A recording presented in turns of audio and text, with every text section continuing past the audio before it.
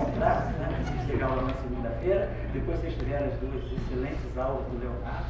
O material dele está muito, muito completo. Então, eu vi que o Leonardo avançou o máximo que pôde e sempre tem comprometimento de ser compreendido pelos estudantes de graduação. Então, o material está muito em cima, material de excelente nível. Adorei, né? Francamente falando, a gente já se dá há muitos anos, mas tem que dizer isso, muito bom material, vale a pena, material precioso. E eu acho que dá um avanço muito grande para os estudantes de graduação, mestrado, né? Que às vezes a gente pega aquele eletromagnetismo muito engessado, né? Prisioneiro ainda do Jackson ou de congêneres, né? E ver um material novo, assim, que está ao alcance de vocês. Por que não se vê isso na graduação? Se pode, às vezes, um pouquinho mais de esforço do professor, né? De se fazer compreender e de fazer a transposição para o ensino mais básico, né? E depois deixa com vocês, que vocês têm internet, tem os archives, e aí eu sei que todo mundo zarpa oceano dentro, né? Então não tem porquê proibir vocês, né, de falar de coisas mais avançadas, mesmo que o curso seja muito básico. Eu fui interpelado por alguns que ficaram curiosos com tantas extensões da eletrodinâmica. Então, como o Léo já expendeu, investiu muito tempo, então coisas muito técnicas, eu falei, então eu posso trazer alguma coisa que possa assim, ajudar vocês a abrirem os horizontes do eletromagnetismo. Então isso foi atualizado agora no mês de março, porque esse semestre eu dei eletromagnetismo de novo. Eu dou muito frequentemente eletromagnetismo, mas esse ano eu retomei e agora no segundo semestre também. Agora no final de julho eu já vou começar a fazer a pesquisa para ver se apareceram novas formulações, porque tem havido muitas formulações por causa dos novos materiais, esses materiais topológicos, sempre sai coisa nova. Às vezes é uma eletrodinâmica com alguns termos que estão levando em conta certos efeitos da matéria condensada, ou certos efeitos da astrofísica, né? Que agora, por exemplo, está ganhando bastante espaço na comunidade, a discussão do chamado EBL, que é o Extra Background Light Galaxy. É uma espécie de uma luz difusa que existe no cosmos, né? Que vai desde o infravermelho, da onda de rádio até o infravermelho e vermelho também. Baixas frequências do invisível, e que interagem muito fortemente com fótons de altíssimas energias, tipo raios gama, que são emitidos nesses processos extremos, né, dos blazers, dos magnetares, das estrelas de nêutrons. Então, aqueles jatos que às vezes são emitidos de raios-x, de raios gama, eles interagem, né, interação fóton-fóton. Fóton de altíssima energia, por exemplo, um raio gama interagindo com um fóton infravermelho. E isso causa perda de frequência e perda de intensidade da luz, que chega da luz que é analisada nos telescópios. Então isso também é um assunto interessante para o eletromagnetismo e que está ganhando mais espaço agora e vai na direção do espalhamento luz-luz, né? Que a gente falou, né, como que a coisa surgiu. Bom, então é o seguinte, eu dividi aqui, só para ser claro com vocês, é uma divisão minha, tá? Pode ser criticada e pode ser melhorada. A minha divisão, eu dividi em 4 grupos de tipos de origem para esses eletromagnetismos estendidos. Essa primeira categoria, que eu chamo de extensões imediatas, sem nova física, são extensões que podem ser colocadas dentro do próprio modelo padrão. Por exemplo, influência do setor de Higgs no próprio eletromagnetismo, porque, como a gente falou na primeira aula, né, o eletromagnetismo, hoje a gente recorta o eletromagnetismo como uma interação separada. Mas a gente sabe que a origem do eletromagnetismo está ligada à teoria eletrofrágil. Quer dizer, o fóton ele aparece lá na segunda transição de fase do universo, junto com os bósons intermediários da interação frágil. Então o fóton, ou o próprio eletromagnetismo, ele tem suas raízes lá atrás, no momento em que a interação era unificada. Então a pergunta é, o eletromagnetismo reportado, né, que a gente estuda hoje como uma disciplina à parte, até que ponto ela traz alguma memória da sua origem unificada? Quer dizer, o eletromagnetismo que nós temos hoje é um eletromagnetismo reminiscência de um eletromagnetismo que não era eletromagnetismo, era interação eletrofrágil. Então, até que ponto o setor que hoje nós exilamos, né, naquilo que nós chamamos de interação fraca, isso influencia nas propriedades do eletromagnetismo. Por exemplo, o próprio elétron. O momento de polo magnético do elétron, né, que é a medida mais precisa que nós temos na física, o resultado mais importante da QED, ele hoje, a teoria e o experimento diferem por uma parte em 10 trilhões. Então, a gente tem teoria e experimento batendo até a 12ª casa decimal. Agora, essas casas decimais que vêm, né, no momento de polo magnético, ou o que a gente chama de magnetismo anômalo do elétron, essas 11, 12 casas decimais, elas são originárias de física. É pura interação eletromagnética, é só a constante de estrutura fina, ou a gente tem influência do setor, por exemplo, de Higgs, do setor eletrofraco, do setor de quarks. Então, isso vai mostrando para nós que até que ponto a gente pode considerar realmente o eletromagnetismo desacoplado da sua origem eletrofraca. No caso do elétron, isso é menos radical. No caso do muon, a situação é mais delicada, porque a anomalia magnética, quer dizer, o magnetismo da partícula, ele cresce com a potência da massa. Então, como ele cresce com uma potência na faixa de n a quarta potência, massa a quarta potência. Como o elétron, como o muon, é 200 vezes mais massivo do que o elétron, então o momento de polo magnético do muon, ele é muito mais robusto, né? Quer dizer, a anomalia magnética do muon é muito mais robusta do que a do elétron. E ela só bate teoria com experimento até a 8ª casa decimal. Então, da 8ª casa decimal para frente, pode ser nova física. Então, hoje, o magnetismo do muon, não do elétron, mas o magnetismo do muon é um dos laboratórios, né, da física, um dos laboratórios mais importantes para se medir efeito de alguma possível nova física. Será que os efeitos são puramente do modelo padrão? Né? Então, por exemplo, efeito de quark, né? Porque, claro, na teoria quântica de campos a gente fala de partículas virtuais. Então, o muon é uma partícula real. Mas quando a gente faz o experimento, quer dizer, a gente está lançando o experimento eletromagnético, a gente tem uma sonda de fótons, né? E esses fótons, eles interagem com o vácuo quântico e eles podem excitar partículas virtuais. Então, até que ponto, por exemplo, partículas virtuais do setor eletrofraco, quarks, W+, W-, podem interferir no momento magnético do muon, e interferem. Até onde? Isso é o modelo padrão, mas se tiver uma nova física além do modelo padrão, dimensões extras ou supersimetria, por exemplo, aonde é que eu vou detectar esses efeitos? Então, o que eu estou colocando nessa primeira categoria são correções, são extensões do eletromagnetismo que não saem do modelo padrão. Então, estão ligados, por exemplo, a monopolos magnéticos, né, que a gente sabe que monopolos compostos hoje já foram descobertos na matéria condensada, hoje não, há 13 anos atrás, desde 2009, 2010, a gente já tem evidência de estruturas complexas, né, de monopolos magnéticos chamados gelos de spin.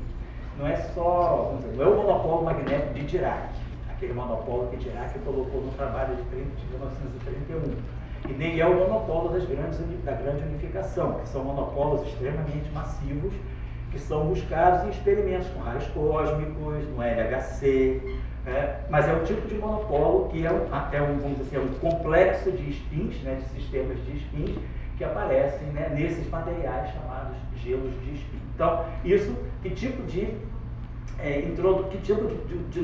novos adendos, né, isso vai trazendo para as equações de Maxwell. Então, depois também a discussão do fóton massivo, né, a discussão do eletromagnetismo de de Broglie e Broca, né, que introduz o fóton massivo por alguns mecanismos. O fóton pode ganhar massa por mecanismo de quebra espontânea da simetria, ou pode ser algum outro mecanismo, né, que substitua a quebra espontânea da simetria, mas o que é importante é que no final do dia se tem um fóton massivo. E quais são as características disso? Por exemplo, nas relações de dispersão e na velocidade de grupo, né, que é medida para pacotes de fótons. Depois, a eletrodinâmica de cargas escalares. Eu vou depois, talvez no final da aula de hoje, no início da aula de hoje, eu vou pedir para levantar a tela aqui, para eu poder escrever no quadro algumas coisas, mas o que eu estou chamando a atenção é o seguinte: quando a gente olha as equações de Maxwell, as fontes, né, dos campos elétricos e magnéticos, que são densidades de cargas e densidades de corrente, elas são grandezas macroscópicas. Em um momento, na eletrodinâmica de Maxwell, a gente cogita o que seja a estrutura daquela densidade de cargas ou da densidade de corrente. Você sabe que tem densidade de cargas e corrente, mas quem são os portadores dessas cargas? Será que são elétrons? Pósitrons? Ou poderiam ser outras partículas carregadas, por exemplo, mesons π. Mesons π são partículas escalares, né? Não são elementares, são compostas, né? Mas eu tenho π+, π-. Nós temos também os bósons das interações fracas, os bósons W+ e W-. Então a gente tem partículas carregadas com diferentes estilos, não só o elétron. Então a eletrodinâmica, né, que, vamos dizer, que Maxwell formulou e que vinha dos experimentos empíricos, tá, né, de Gauss, de Faraday, de Lenz, de Ampère, né, todo esse eletromagnetismo foi um eletromagnetismo construído empiricamente. Então, usando as cargas que nós temos nos meios materiais disponíveis, que são cargas eletrônicas. Só que, então as equações são formuladas para esse tipo de matéria. Aquele ρ e aquele J, né, que aparece na Ampère-Massa, a densidade de corrente, eles são implicitamente ligados a portadores eletrônicos, portadores de spin meio. E aí a estrutura do eletromagnetismo é mais simples. Mas se nós imaginarmos, eu quero fazer agora uma eletrodinâmica, não para partículas de spin meio, mas para partículas com carga, mas escalares, sem spin. Como ficam as equações de Maxwell? Elas ficam inertes frente a essa mudança? Eu boto a densidade de carga e boto a densidade de corrente, não faço mais nada? Ou eu tenho que mexer do lado esquerdo, no lado dos campos, né? Divergência de E continua sendo a densidade de cargas ou eu tenho modificações? Então, se o spin não for meio, nós temos modificações. Então, o eletromagnetismo, então, ele começa a ser, ele tem que ser especificado, né, num nível um pouquinho mais elevado, para que tipo de matéria eu estou falando. É um eletromagnetismo para matéria fermiônica? Ou é um eletromagnetismo para matéria escalar? Ou é um magnetismo para matéria vetorial? Partículas com spin 1 carregadas, ou até mesmo de spin 2 carregadas. No LHC, né, existe a busca, né, de partículas de spin 2, categorias de grávidas, não só massivos, mas também carregados. Então, a pergunta é, que modificações nós temos que fazer? Então, essa eletrodinâmica, né, de portadores de cargas escalares, ela começou a ser discutida na década de 30, né, o trabalho original é o trabalho de 34, de 30 com Majorana. Depois, Vaskov e Pauli fazem o chamado paper anti-Dirac. Né? O paper de 1934 é chamado de anti-Dirac porque eles vão mostrar que a ideia do mar de Dirac não é compatível com a teoria quântica de campos. E depois tem o trabalho da tese de doutorado do professor Otávio Salan, que é de 51, em que ele formula a eletrodinâmica, nesse caso não só clássica, mas também quântica, de partículas escalares carregadas. E aí, nós temos, é daí que nasce o potencial de Higgs. Então, a ideia do campo de Higgs, do potencial de Higgs, ela já vem da eletrodinâmica. E se você falar, eu tenho um problema, o meu problema é partículas sem spin carregadas, interagindo com fótons. Partículas e antipartículas, carga mais, carga menos, sem spin, interagindo com fótons, no lugar de elétrons e pósitrons, né? E aí, que física eu tiro daí? Será que é só o eletromagnetismo? Então, as propriedades, olhando, né, dando um olhar, vamos dizer assim, um tratamento de teoria quântica de campos, né, para esse tipo de eletromagnetismo, aparecem novas interações, que são geradas por efeitos quânticos, que é a interação, as partículas carregadas entre si, sem a mediação dos fótons. Então, o elétron e o pósitron, não. A mediação é dos fótons. Mas no caso de partículas, se o spin for zero, essas partículas podem ter interação direta sem necessariamente ter a mediação do fóton. Além da interação mediada pelos fótons, que é caracterizada pelas constantes de acoplamento do eletromagnetismo, que no fundo é a constante de estrutura fina, ela tem uma outra constante de acoplamento, um outro campo de forças, que é a autointeração, que é aquilo que já viu um pouquinho de mecanismo de Higgs, quebra espontânea da simetria, é a interação lambda-F4. Então, a interação lambda-F4, ela não é só um exercício acadêmico para a gente entender como funcionam as teorias quânticas de campo ou para usar um mecanismo de quebra de simetria. Ela é uma consequência que aparece natural numa teoria quântica, uma eletrodinâmica quântica, onde os portadores de cargas não têm spin, que é a chamada eletrodinâmica escalar. Escalar porque a carga é sem spin. Depois, a discussão, que também foi forte demais nos anos 70, nos anos 60, início, metade dos anos 60, que é a discussão se houver a natureza. Porque a gente está num período, não pode ser anacrônico, né? Nós estamos num período em que muitas coisas aí não tinham sido descobertas. Os mesons pi tinham sido descobertos em 1940, eles eram previstos, né, como a gente falou no primeiro dia, foram previstos em 34, 35, por Tam e por Yukawa, mas só foram descobertos em 48. Então, com a descoberta dos mesons pi, pi margem, pi zero e pi dentro, né, descoberta da qual César Lattes fez parte, com a descoberta dessa categoria, é a primeira vez que aparecem partículas escalares na natureza. Até então, as partículas conhecidas eram elétron e pósitron, né, tinham sido descobertas em 32, próton, nêutron, fóton, e agora descobre-se a primeira categoria de partículas escalares que haviam sido previstas 15 anos anteriormente, 15 anos antes. E aí a pergunta é, e como fica a eletrodinâmica dessas partículas escalares? Como partículas escalares interagem com o fóton? Da mesma forma que o elétron? O elétron obedece à equação de Dirac, mas o fóton, a partícula escalar, obedece à equação de Klein-Gordon. É uma outra física. Não tem polarização, né? As partículas escalares não têm spin, não tem polarização. E aí a pergunta é, o fóton, como é que ele se encaixa nisso tudo? Né? E aí é uma outra eletrodinâmica, é isso que eu estou chamando a atenção. É uma eletrodinâmica que a gente poderia estudar no ensino médio, não, no ensino básico. Ensino médio para alguns, eu acho que você no ensino médio deve ter estudado, você é muito precoce, né? Mas vamos falar das pessoas, né, normais, né? Ensino básico, porque ele não pode fazer uma discussão interessante, já vai abrindo a cabeça do estudante, né, para novas visões da teoria eletromagnética. Muito bem, e aí as partículas as partículas vetoriais carregadas, né, na década de 60, elas eram ainda uma hipótese.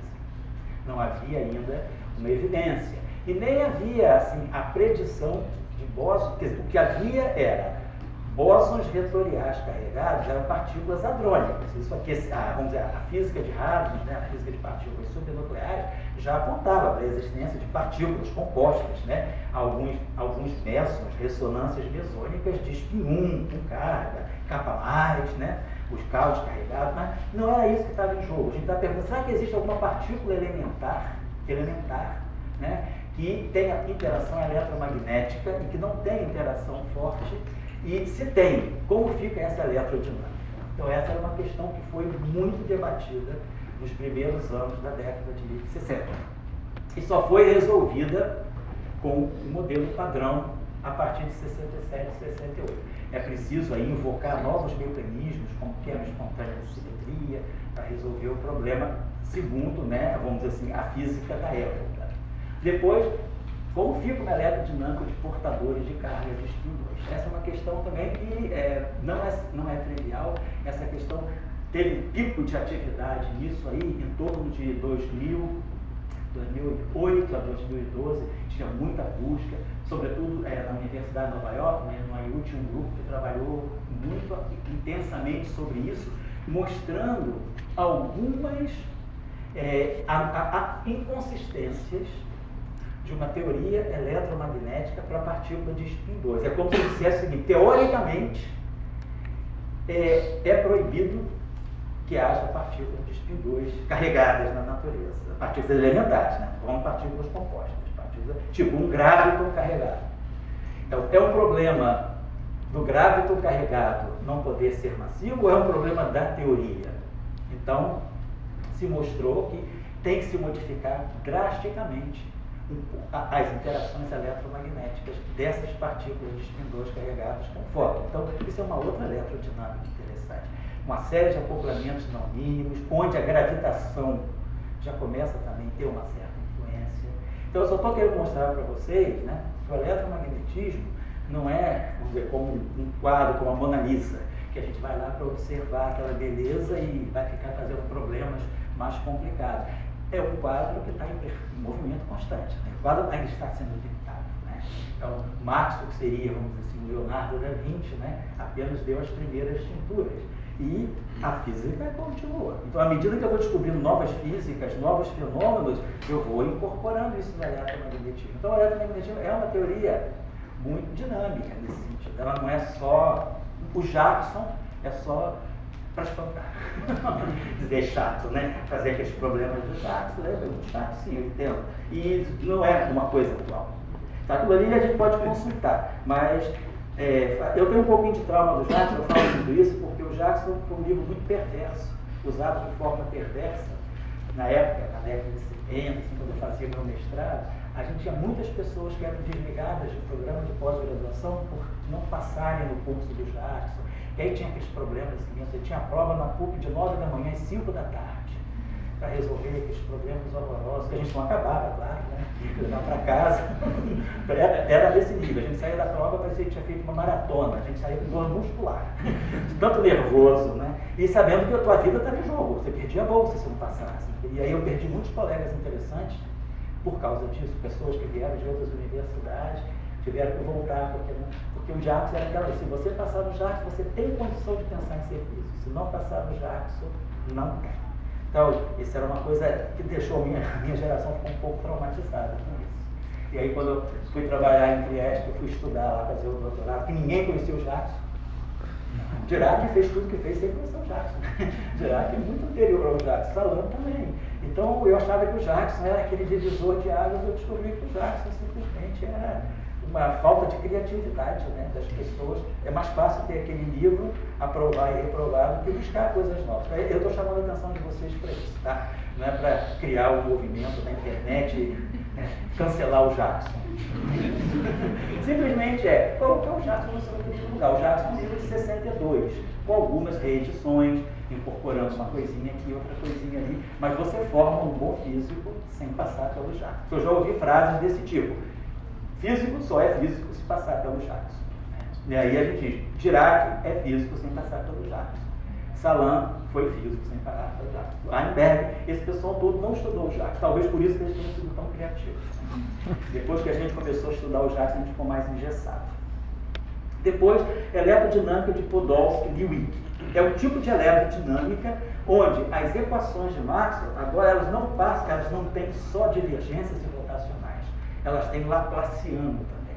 Então, as equações de Maxwell passam a ter derivadas de caráter mais alto. Que as equações de Maxwell, elas são lineares, né, nos campos A e B, só primeiras potências de A e B, e depois elas têm também só derivadas primeiras, derivada temporal e derivadas espaciais, através dos gradientes rotacionais e divergentes.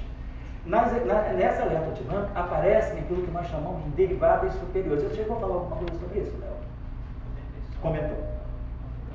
Oi?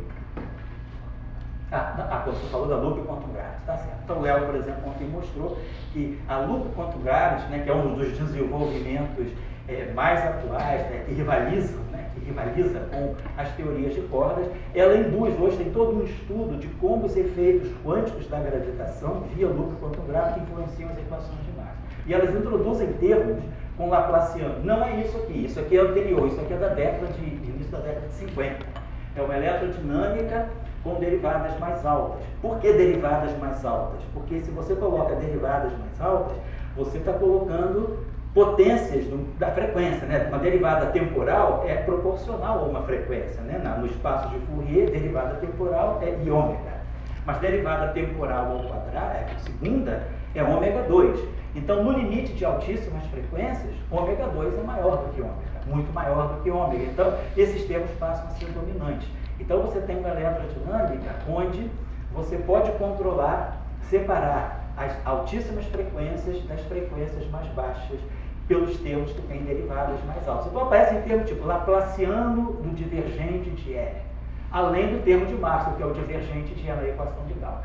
Então, essa eletrodinâmica de Podolsky e também barrado Lewicki, porque Lewicki estudava separadamente, Podolsky foi o que fez primeiro, né? E depois Lewicki extrapolaram, inclusive, para o caso não abeliano, para o caso em que a gente tenha simetrias não abelianas, né? Tipo Young-Mills. Depois, a equação de eletrodinâmica de Maxwell-Higgs, que é como o fóton, né, quer dizer, o que acontece num supercondutor. Né, o fóton interage, né, quer dizer, você tem uma teoria de campo médio, a gente tem uma teoria para, vamos dizer assim, esses pares eletrônicos. No supercondutor, a física não é do elétron, a física é dos pares condensados de elétrons. É por isso que o condutor, o supercondutor, é muito mais organizado, porque ao invés de todos os elétrons, cada um sair por si, os elétrons se emparelham e aí eles saem pareados. Então tem um transporte de carga muito mais organizado, que são cargas, na verdade, de 2 vezes a carga, 2 elétrons. E os spin, esses 2 elétrons, quando se emparelham, eles podem se emparelhar numa onda S, que é spin meio. Um spin meio pode dar spin 0 ou pode dar spin 1. Então, se os elétrons se emparelharem com o spin 0, a gente tem, vamos dizer, uma supercondutividade tipo S. E uma supercondutividade tipo P é quando os 2 elétrons se emparelham, né, compondo um spin total 1. E aí, essa eletrodinâmica é uma eletrodinâmica em que esses pares de elétrons, eles fazem, com a transição de fase, da fase condutora para a fase supercondutora, esses campos, esses pares de elétrons, que funcionam como um bóson, porque um elétron ferme, mas 2 elétrons ligados formam um sistema de spin 0 ou de spin 1, portanto, bóson escalar ou bóson vetorial. E daí, esse bóson escalar ou bóson vetorial é que vai fazer o papel do campo de Higgs. Vai quebrar a simetria e vai dar massa ao fóton. Então o fóton passa a ser massivo e aí ele expulsa o fluxo magnético do supercondutor e aí a gente tem aquele chamado efeito Meissner, né, que é o supercondutor não deixando penetrar o campo magnético. E aí quem não deixa penetrar é o elétron, é o fóton massivo. E aí a massa do fóton é proporcional à camada de penetração do campo magnético. Então, se o campo magnético penetra muito pouco, uma distância muito pequena, é porque a massa do fóton, naquele sistema, naquele material, ela se tornou maior. Então, o fóton não é que tem uma massa bem definida, depende do material. E também hoje a gente sabe, né, que existe ainda uma pesquisa muito forte na NASA, né, o sistema de satélites, né, MNN, e pesquisas em dados de astrofísica, dados geofísicos da superfície de Júpiter. Tem várias pesquisas buscando limites na massa do fóton, que é pequena, claro. Será que é importante a gente compreender uma massa que é praticamente zero? Quer dizer, os limites hoje indicam que a massa do fóton deve ser menor, ou da ordem de 10 a menos 53 kg. É um número muito pequeno, mas esse número nos indica, pode nos dar indicações de que tipo de teoria a gente está lidando. Qual é o caminho para compreender? Por que o modelo padrão mantém o fóton de massa zero? O modelo padrão, o fóton tem massa zero. Mas o zero é quase zero. E esse quase zero, será que ele se confirma? E ele vem de que física? Qual é a física responsável pela massa do fóton? Será que é só o mecanismo de Higgs? Ou poderia ter alguma física mais fundamental que dá ao fóton essa massa hiperresidual que não interessa para as nossas aplicações? Quer dizer, Maxwell fez tudo. Aliás, Maxwell foi muito esperto, ele fez tudo sem nem o elétron, né? Na época que Maxwell escreveu as equações dele, não havia nem elétron. O elétron ainda era uma suposição. Em 1864, um físico irlandês previu que devesse haver na natureza algum portador de carga. Mas Maxwell trabalhou com a densidade fechada. Maxwell não sabia. O elétron só foi descoberto em 1897, né? Portanto, 32 anos depois, né, das equações. 30 anos depois das equações de Maxwell. Então, a mesma coisa, o fóton para o Maxwell não era massivo.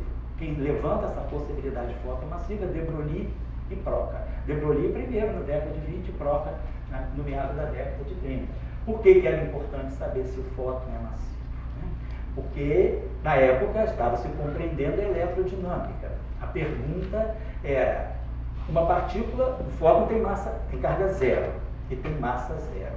A pergunta que se ficou na época é, será que toda partícula de massa zero, ela vai ser necessariamente descarregada? Ou será que as partículas elementares neutras, elas têm que ter massa zero necessariamente? Então, essa foi uma discussão conceitual muito simples, né, que abriu muitas discussões. Dora, você queria falar alguma coisa? Não? Eu quero fazer a seguinte pergunta. Você me parece dividindo, o Maxwell trabalhou com carga elétrica macroscópica, distribuição descarga elétrica. Daí aparece, a partir da década de 20, 30, um eletromagnetismo microscópico. Daí você mostra lá o fóton, essas outras partículas vetoriais. Daí a pergunta que vem e aparece com a supercondutividade, se essa física microscópica, vamos dizer, a física macroscópica do Maxwell foi extremamente utilizada em engenharia. Ainda é, né? E essa física microscópica, ela tem já, vamos dizer, uma atuação em engenharia, e essa questão da supercondutividade que se mostrou ali, vamos dizer, como é que ficou? É possível para a engenharia ou é uma conjectura ainda?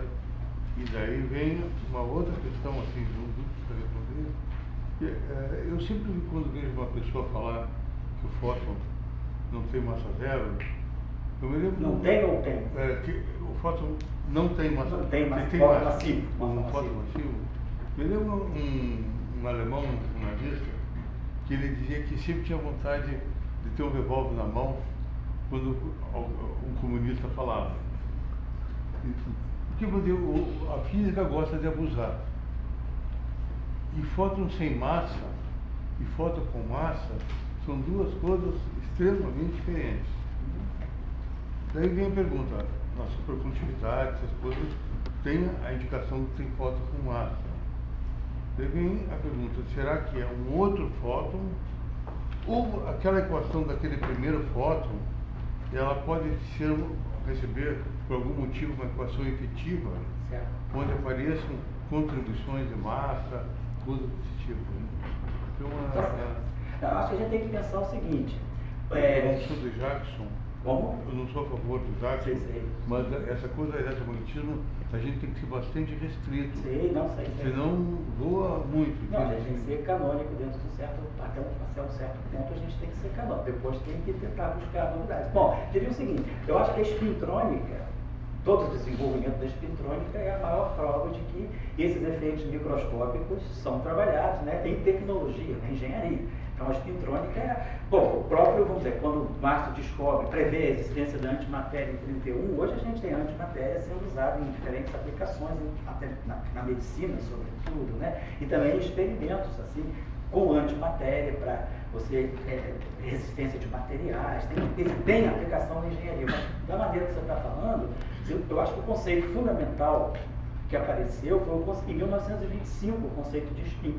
Né? Quando Lebesgue e Goldsmith, né? Na verdade, Compton, em 1921, Compton já faz uma previsão de que o elétron deveria ter um tipo de momento angular intrínseco. Mas vamos dizer assim, a formulação teórica que fechou foi a de Lebesgue e Goldsmith em 1925, que é justamente quando nasce a mecânica quântica. Quando o spin do elétron é compreendido, a mecânica quântica, ela vamos dizer assim, ela tem a sua ignição, né? Mas aí eu diria que essas propriedades, porque aí o spin é decisivo para a interação eletromagnética. Porque vamos pensar o seguinte, imagina uma partícula elementar. Ela não tem, quer dizer, ela é elementar, ela não tem estrutura. E ela tem uma carga. Se ela tem spin, ela tem uma noção de orientação. Então ela já gera um momento de polo elétrico e um momento de polo magnético. Então, você já tem um eletromagnetismo microscópico, né, associado ao momento de polo elétrico e ao momento de polo magnético da partícula. Quer dizer, apesar de que, claro, o momento de polo elétrico tem características muito diferentes do momento de polo magnético. O momento de polo elétrico, ele viola a simetria CP, que é uma coisa importante. E isso aí gera uma série de consequências, né? Amanhã a gente vai falar sobre os áxions, que vem justamente dessa questão da violação do CP, das interações fortes. Então, eu estou voltando assim na sua pergunta, eu acho que o que é decisivo, Dória, não é só a carga. O eletromagnetismo é um eletromagnetismo também de spin. Né? O fóton, a carga do fóton é zero. Então, a gente diz, se ele tem carga zero, o momento de polo magnético do fóton deve ser zero. E não é verdade. Por correções quânticas, por correções, efeitos quânticos, o fóton adquire um paramagnetismo. Então isso é estudado muito bem claramente por alguns grupos na Rússia, né? Na ex-União Soviética começou e a coisa continua. Então, a carga não é só fundamental para o eletromagnetismo. O spin também é fundamental para o eletromagnetismo, porque a partir do spin você gera momento de polo elétrico, momento de polo magnético. Então, assim, isso está na tecnologia, a espintrônica é isso. E aí depois, quando você fala ter massa ou não ter massa, a gente tem que pensar o seguinte: o que é uma partícula elementar? Uma partícula elementar, a gente classifica. Opa, obrigado. Tá? Todo mundo assinou por hoje, por amanhã, por ontem, de ontem. Fechem aí para presença integral. Para justificar o dinheiro que estão pagando e tanto. Depois eu falo para a Sônia que eu mandei todo mundo preencher, porque ela vai achar estranho todo mundo assinar todo dia. Eu digo, fui eu que mandei, foi eu que pedi. Então, Dória, eu acho que a questão, o que é uma partícula elementar? Então, a gente define uma partícula elementar pelos princípios da mecânica quântica. Famosa M. Noether, Teorema de Noether, Mulheres na Física. Graças a Miss Noether, essa matemática que detonou, que mudou a física, né? Eu acho que a M. Noether foi uma das maiores, uma das pessoas mais importantes para a física que a gente faz no século XX, para a física que a física teórica faz no século XX, com o Teorema de Noether, com a relação entre simetrias e observações, cargas, grandezas conservadas. Então, segundo a Noether, né, a gente tem princípios de simetria associados a leis de conservação, cargas conservadas, números quânticos. Então, quando a gente define uma partícula, a gente define quais são os números quânticos que caracterizam uma partícula: massa, spin, carga elétrica, aí pode ter número leptônico, número bariônico, aí pode ter spin isotópico fraco, forte, hipercarga fraca, estranheza.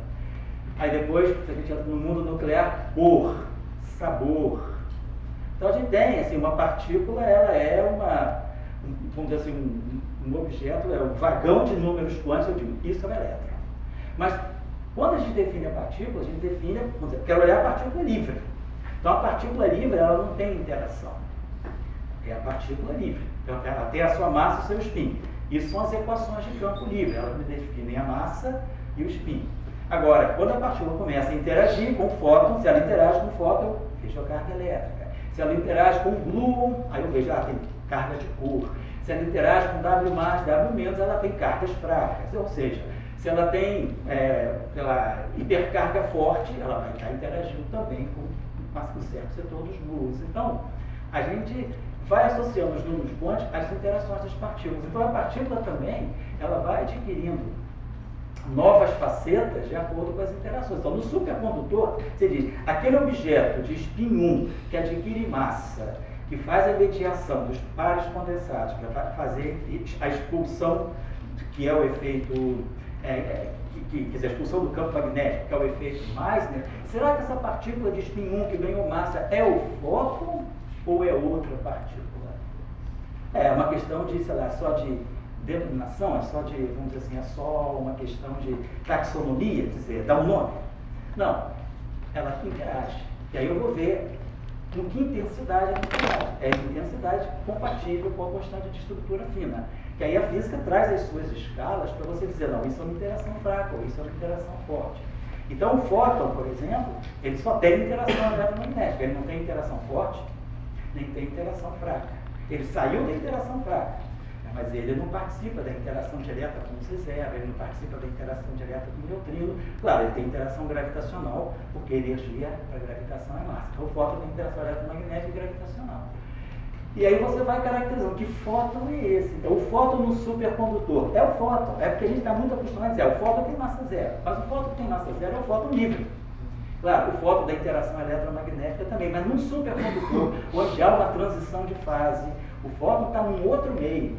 E aí a partícula, naquele outro meio, ela vai mostrar propriedades que ela talvez não mostre quando ela está livre, ou quando está com outro tipo de interação. Quer dizer, o fóton, se eu tenho dois elétrons se repelindo, ou um elétron pósitron se atraindo ou se espalhando, ele vai trocar fóton. Esse fóton é um fóton que, por exemplo, não é o fóton real que a gente vê, é um fóton space-like, é um fóton que seria taquiônico, mas ele é um fóton virtual.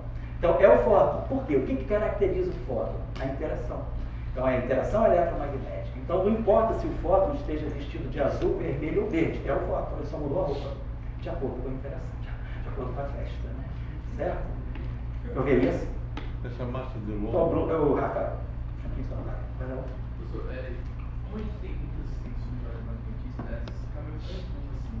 Tipo, o magnetismo clássico e o quântico, né? Eles dão conta do modelo padrão, tudo isso, tudo certo, então segue, né? Se o eletromagnetismo clássico, o modelo padrão, vamos pensar, ele é quantizado, né?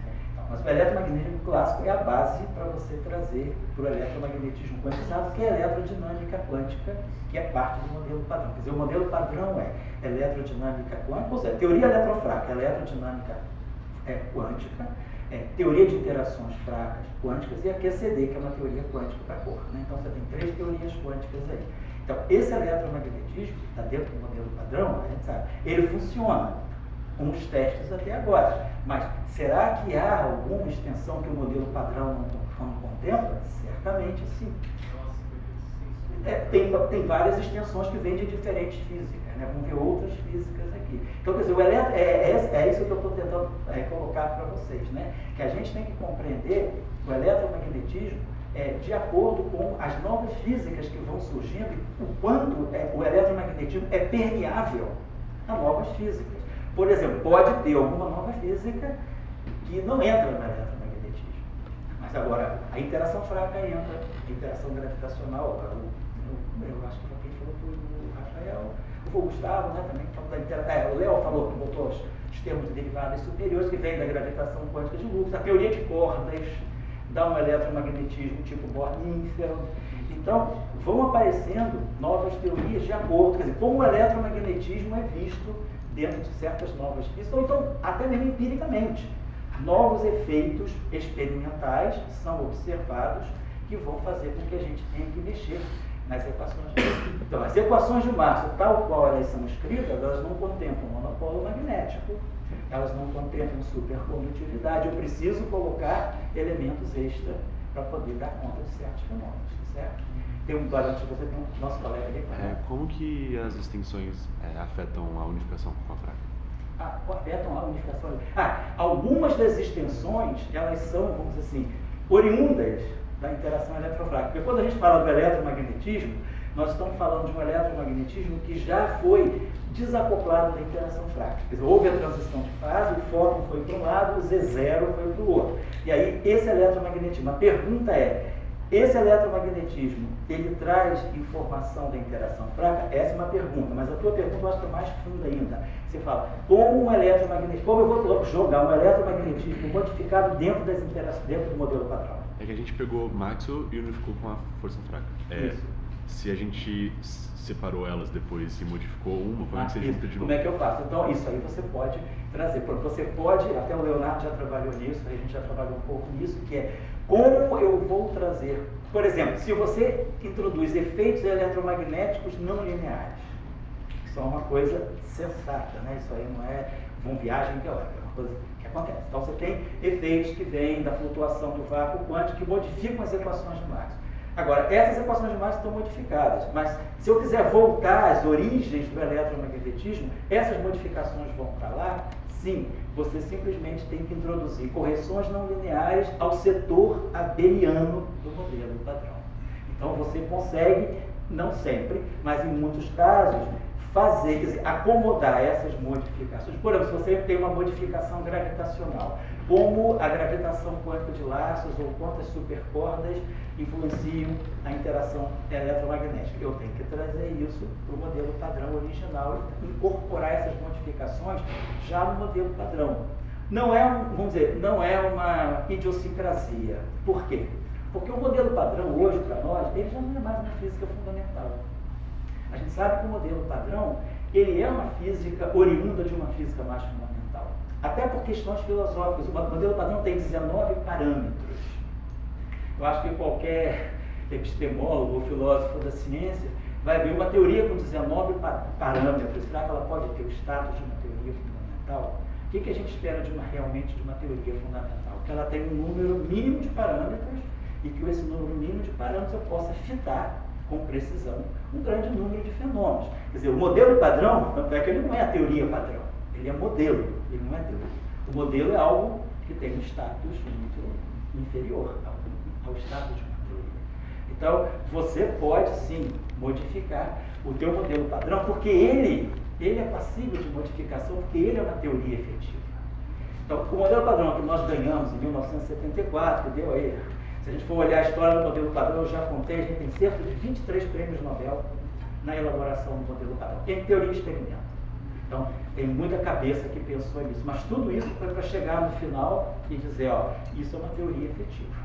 Essa não é a teoria fundamental. A proposta da teoria de cordas na década de 80 era ser justamente a teoria fundamental da qual se originaria, ou da qual ainda se espera originar o modelo padrão. Então, você pode sim levar essas extensões que você faz no eletromagnetismo e tentar, de alguma maneira, acomodar no modelo padrão. Nem sempre simples, isso é trabalho de pesquisa.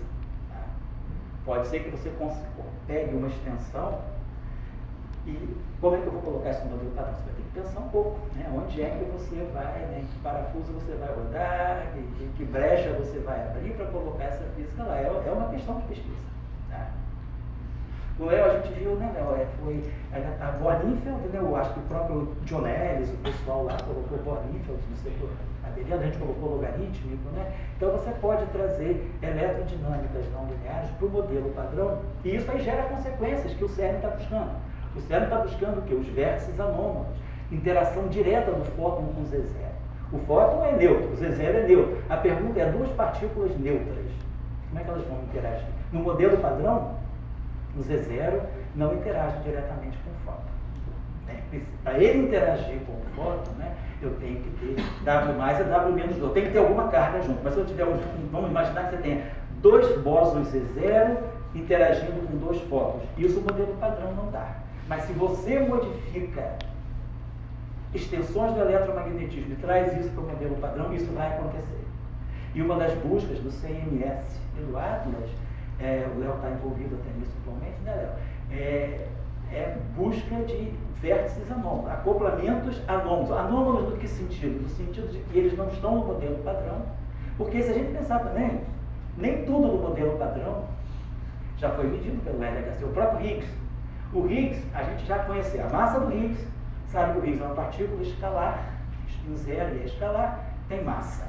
A gente sabe o acoplamento do Higgs com o top e com o bóton, mas a gente não mediu ainda, o LHC ainda não mediu o acoplamento do Higgs com o elétron, o acoplamento do Higgs com os quarks mais leves, o D e S. Então o Higgs ainda tem, vamos dizer, parâmetros, né, constantes de acoplamento de Yukawa do Higgs que ainda foram medidas. E a mesma coisa, a gente pergunta, as teorias de Young-Mills, que a gente fala tanto desde 1954, elas estão 100% experimentalmente comprovadas? Então elas dão quadrivértices, trivértices, isso tudo o LHC está medindo agora. O LHC recentemente, quer dizer, há poucos anos atrás, confirmou a interação de W mais, W menos, W mais, W menos. Mas a gente tem interações, né, que tem acoplamentos, vértices, que eu digo acoplamentos, né, de campos direto, que ainda não são medidos com precisão, vamos dizer assim, com descoberta 5 sigma. São indícios de que estão corretos, mas não tem a certeza. Não é uma descoberta, 5 sigma, e aí a gente tem a descoberta. Não é. Então, a gente ainda está navegando em alto mar. Então, esses vértices anômalos, Z0 interagindo com o fóton, vértice do Higgs com o fóton, porque o fóton passa batido pelo Higgs, o fóton não tem massa porque ele não interage diretamente com o Higgs. Quem encontra com o Higgs, quem interage diretamente com o Higgs ganha massa. Fóton neutrino no modelo padrão, não. Então, é uma questão.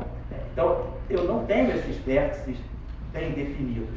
E aí isso é medido, quer dizer, tem grupo de pesquisa em São Paulo, na USP, aqui no CBPF, e em vários lugares do mundo, trabalhando nessa onda de buscar vértices, acoplamentos anômalos neutros dentro do modelo padrão, que não estão previstos pelo modelo padrão e que o LHC tenta revelar se vão ser descobertos ou não. E aí a teoria que você pode fazer para trazer esses vértices anômalos para o modelo padrão, por exemplo, é trazer algumas extensões da teoria de Maxwell e incorporá-las no modelo padrão, e isso aparece, vamos dizer, dentro de uma formulação teórica, tá certo? Tá bom? Você queria falar mais uma coisa, Zé? A questão, digamos, do eletromagnetismo, que eu pouco entendo, ele é baseado na invariância da luz. Se você começar a mexer com isso, você está fazendo uma outra coisa. Daí vem a questão que existe a necessidade de massa, de alguma coisa a mais na luz, mas sem mexer na invariância da luz. E daí que vem a questão que eu te pergunto o seguinte: A matéria condensada existe muito uma coisa que se chama sistemas quânticos. Certo? Então, quando você talvez o fóton, quando ele esteja integrado com outras partículas, às vezes zero, W+, então, eles formam um sistema quântico. E naquele sistema quântico, efetivamente, apareceria um tipo de massa para a luz, vamos dizer, essa massa de London, essas coisas desse tipo. Mas aí era uma história que tem uma física, a física do sistema quântico. Agora, você romper a invariância da luz, você tem que dizer o seguinte: eu estou rompendo, e daí a gente vai discutir na delegacia, tem de 5, alguma coisa assim. Levar para o STF, né? Levar para o STF. Eu estou A falando luz, não, estou entendendo. há muita viagem. Estou entendendo a tua metáfora, isso aí. Eu diria o seguinte, Dória, às vezes a gente é catequizado, né, de uma forma muito subliminar. A gente está muito acostumado a dizer, a invariância de Lorentz é sacrossanta. A pergunta que se fez, essa pergunta começou a ser discutida em 1950. Dirac lançou em 1951 um paper que era, is there an ether? Há um éter? Porque a questão é, até que ponto a gente tem invariância de Lorentz? Será que eu estou no limite de altíssimas energias? A invariância de Lorentz persiste? A invariância de Lorentz ela é muito bem consagrada dentro de uma certa região, né, de escalas muito amplas da natureza. Mas a pergunta é, será que se eu for para altíssimas energias, eu ainda vou ter a simetria de Lorentz? Hoje, pelo que a gente entende, né, da relatividade geral, da gravitação quântica, a gente entende que não. Que quando a gente está perto da escala de Planck, a estrutura do espaço-tempo ela é outra, ela tem uma outra estrutura, a Luca Quantum chama de estrutura granular. Então, você tem quanta de geometria, você não tem mais quantum de campo. Porque na relatividade, gravitação quântica tradicional, o que você quantiza é a flutuação do campo gravitacional. Você quantiza a flutuação do campo. Na Luca Quantum Gravity, você não quantiza o campo, você quantiza o espaço. Você tem quanta de áreas no espaço-tempo. E isso traz uma nova visão de espaço-tempo que não é compatível com a simetria de Lorentz nessa escala. Mas não está dizendo que aqui no nosso mundo a simetria de Lorentz não seja verdadeira. O que a gente faz? Existe uma atividade que até se popularizou bastante no Brasil, que é teoria de campo com violação da simetria de Lorentz. Isso é uma coisa importante, porque a teoria, nós não estamos dizendo que a simetria de Lorentz é violada, nós estamos dizendo que no nosso mundo, onde a simetria de Lorentz vale, nós recebemos pequenos efeitos que podem nos dar conta de que numa escala de energia muito mais alta, há uma violação da simetria de Lorentz, e essa violação que é forte lá nas altas energias, ela é comunicada ao nosso setor de baixas energias já de uma forma muito amortecida. Então, a questão da invariância da luz, eu acho que ela é importante, ela deu origem à relatividade geral, relatividade restrita, relatividade geral, mas a pergunta é, até que ponto eu posso garantir, né, que a invariância de Lorentz, que está por trás da invariância da velocidade da luz, ela é uma invariância assim, intocada.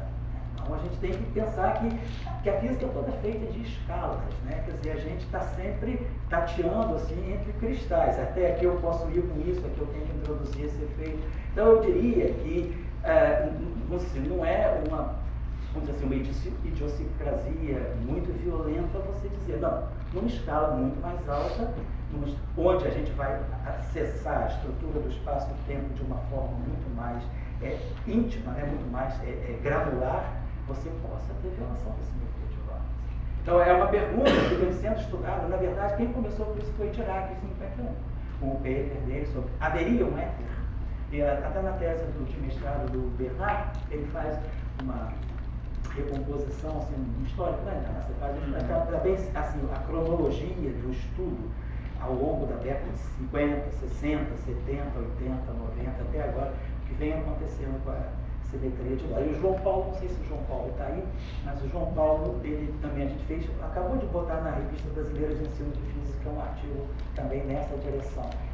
Popularizando um pouco mais essa discussão da violação da simetria de Lorentz, né? A gente fez até questão de fazer em português, porque às vezes as pessoas ficam muito preocupadas, mas então a relatividade restrita foi violada? Não, não é isso que a gente está dizendo. A gente está dizendo que numa escala muito mais alta eu posso ter realmente uma quebra mais violenta da simetria de Lorentz. Mas que essa quebra violenta que acontece lá próximo da escala de Planck, ela chega ao nosso mundo sob a forma de sutis efeitos ínfimos, né? Muito pequenos, é isso que a gente está dizendo.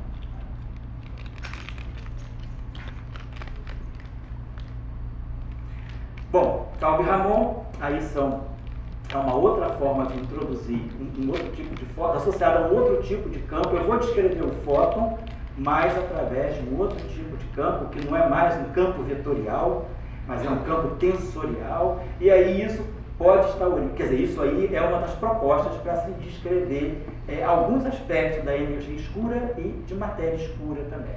E esse campo de Calbi-Ramon, ele vem das formulações de teorias de supergravidade. Esses campos tensoriais antissimétricos, eles são muito comuns quando a gente estuda a gravitação quântica dentro da formulação supersimétrica. Então, tem vamos dizer, um outro modo de você gerar fóton massivo sem violar a simetria de gauge. Um fóton massivo que é diferente do de Broglie-Proca, né? Que a gente colocou aqui, de Broglie-Proca. Nesse caso aqui, o mecanismo de geração de massa do fóton é um, e aqui, nesse caso, Maxwell Calbi-Ramon é outro, sem violação da simetria de Lorentz. Depois a gente tem a chamada pseudo-QED, que é uma eletrodinâmica que está dentro do modelo padrão, mas que é estudada em materiais planares, por exemplo, grafeno. Então, essa formulação da pseudo-QED é uma formulação de materiais bidimensionais. Quer dizer, o elétron, as cargas, elas estão restritas a um plano, como no caso do grafeno. Nós temos aquelas estruturas, né, aquelas chamadas honeycombs, né, que são aquelas estruturas de colmeia, onde a gente tem duas redes de elétrons, né? E aí os elétrons estão presos no plano, mas o fóton não. O fóton, ele é tridimensional, mas os elétrons... E aí isso aí requer um tratamento especial para eletrodinâmico, onde o fóton, ele penetra nas três direções, mas a matéria do grafeno, ela é bilinear. Então isso aí leva a uma outra formulação da eletrodinâmica. Eletrodinâmica de Weber, galileana, são eletrodinâmicas mais antigas. A eletrodinâmica galileana é muito popular na França.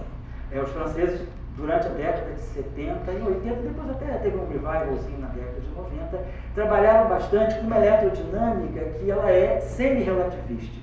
Então, é como se fosse uma eletrodinâmica colocando uma perturbação relativista, quer dizer, colocando termos de V sobre C e V2 sobre C2. Então, é o que eles chamam de uma eletrodinâmica não completamente relativística, mas galileana. É bastante também, assim, é um tema bastante, assim, nostálgico, né? Não se fala muito mais hoje, mas é uma descrição que eu estou chamando a atenção. E a magnetohidrodinâmica, para falar de plasmas, aí a gente tem que subsidiar as equações de Maxwell com outro conjunto de equações para poder descrever esses plasmas sob a ação de campos elétricos e magnéticos. Então, essas são as extensões que eu digo que não saem do modelo padrão. Depois, aqui nós temos quantas extensões que eu não sei? 14. E aí agora a gente entra na segunda categoria, que são alguma física além do modelo padrão. Então, nós temos 14 extensões aí. Aqui a própria eletrodinâmica citada por Dirac em 1951, nesse paper dele da Nature, né, que haveria um éter, ele propõe uma nova eletrodinâmica para poder ser compatível com a existência de, vamos dizer, de um éter, ou seja, de uma direção privilegiada. Então, o espaço já não é mais isotrópico. Eletrodinâmica com violação da simetria de Lorentz, que é uma coisa bastante atual, que isso aí começou a ser estudado a partir de 89, é um derivante das teorias de cordas, né, que são a teoria de cordas, que são teorias de uma física mais fundamental numa escala muito mais alta. Elas podem gerar efeitos que nós detectamos, incorporamos ao modelo padrão, e por isso se chama SME, Standard Model Extension, né? Que é, vamos dizer assim, quem tem a patente desse estudo aí é o grupo do Kosteletsky, lá na Universidade de Indiana, né? Na Universidade de Indiana. Então, eles têm lá esse grupo forte que a física, e esse tipo de física se popularizou bastante no Brasil. Tem muitos grupos no Brasil que, de diferentes modos, acessam. Um grupo forte é o grupo da Federal do Maranhão, o pessoal da UFMA. trabalha, tem um grupo muito forte, a gente aqui trabalha, tem um grupo na USP, na Paraíba, tem assim, essa extensão se popularizou um pouco no Brasil, né? Eu acho que eu brinco de vez em quando com o Posteletes, que ele é muito simpático, eu falei, olha cara, você fundou uma rede tipo McDonald's no Brasil. Eu falei, a quebra da simetria de Lorentz está cheia aí de, que a gente chama dessas, né? Como é que são essas filiais que a gente cria, né? E eu falei, a gente tem eu sou um deles, né?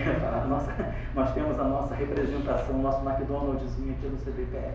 Mas assim, se popularizou bastante no Brasil, até porque o Kosteletsky ele foi muito assim, aberto a receber pós-docs brasileiros, ele é uma pessoa muito, muito interessante, assim, muito aberta, e aí eu acho que a física dele se propagou bastante, também porque ele está no paper seminal, o paper de 89 do Seymour e do Kosteletsky, que é quando eles mostram como uma teoria de cordas pode gerar violação da simetria de Lorentz, isso aí, a partir desse trabalho, aí a coisa foi tomando, vamos dizer assim, muitas frentes, né? Hoje a gente tem quebra da simetria de Lorentz, direto em astrofísica, gamma ray bursts, então a gente tem vários vínculos sobre a quebra da simetria de Lorentz digamos, em estudos astrofísicos e também na matéria condensada.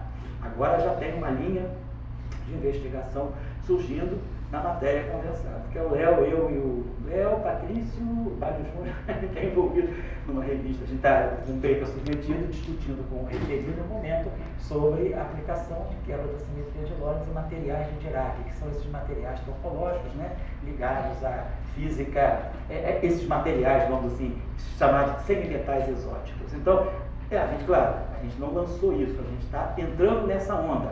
Essa onda ela tem já está tendo uma certa penetração na comunidade, que claro, a matéria condensada não tem simetria de Lorentz, a matéria condensada é não relativística, mas esses sistemas de matéria condensada com materiais topológicos, eles têm vamos dizer assim, uma espécie de uma analogia muito forte com a relatividade, onde ao invés da velocidade da luz, eles têm a velocidade de Fermi. E aí eles têm relações de dispersão lineares, né? Da mesma forma que a equação de Dirac, né? E a equação de Fermat nos dão relações lineares. Então, a equação de Dirac ela é totalmente linear, ela é derivada primeira espacial, derivada primeira temporal. Então, ela é linear na frequência e no comprimento e no vetor de onda. E nesses materiais a gente tem relações de dispersão lineares para o elétron também. E aí, e com uma velocidade de Fermi fazendo o papel da velocidade da luz. Então você faz essa analogia de uma simetria de Lorentz da matéria condensada e possíveis violações. Então eu acho que é um assunto que eu estou chamando a atenção, porque isso aí traz muitas modificações. A gente tem, assim, é vasta a possibilidade de extensões do eletromagnetismo com violação da simetria de Lorentz. Depois, aqui também, desses chamados semimetais de Weyl, e dessa nova matéria que a gente tem, vamos dizer assim, é uma nova forma de matéria, esses plasmas de quarks e gluons, né?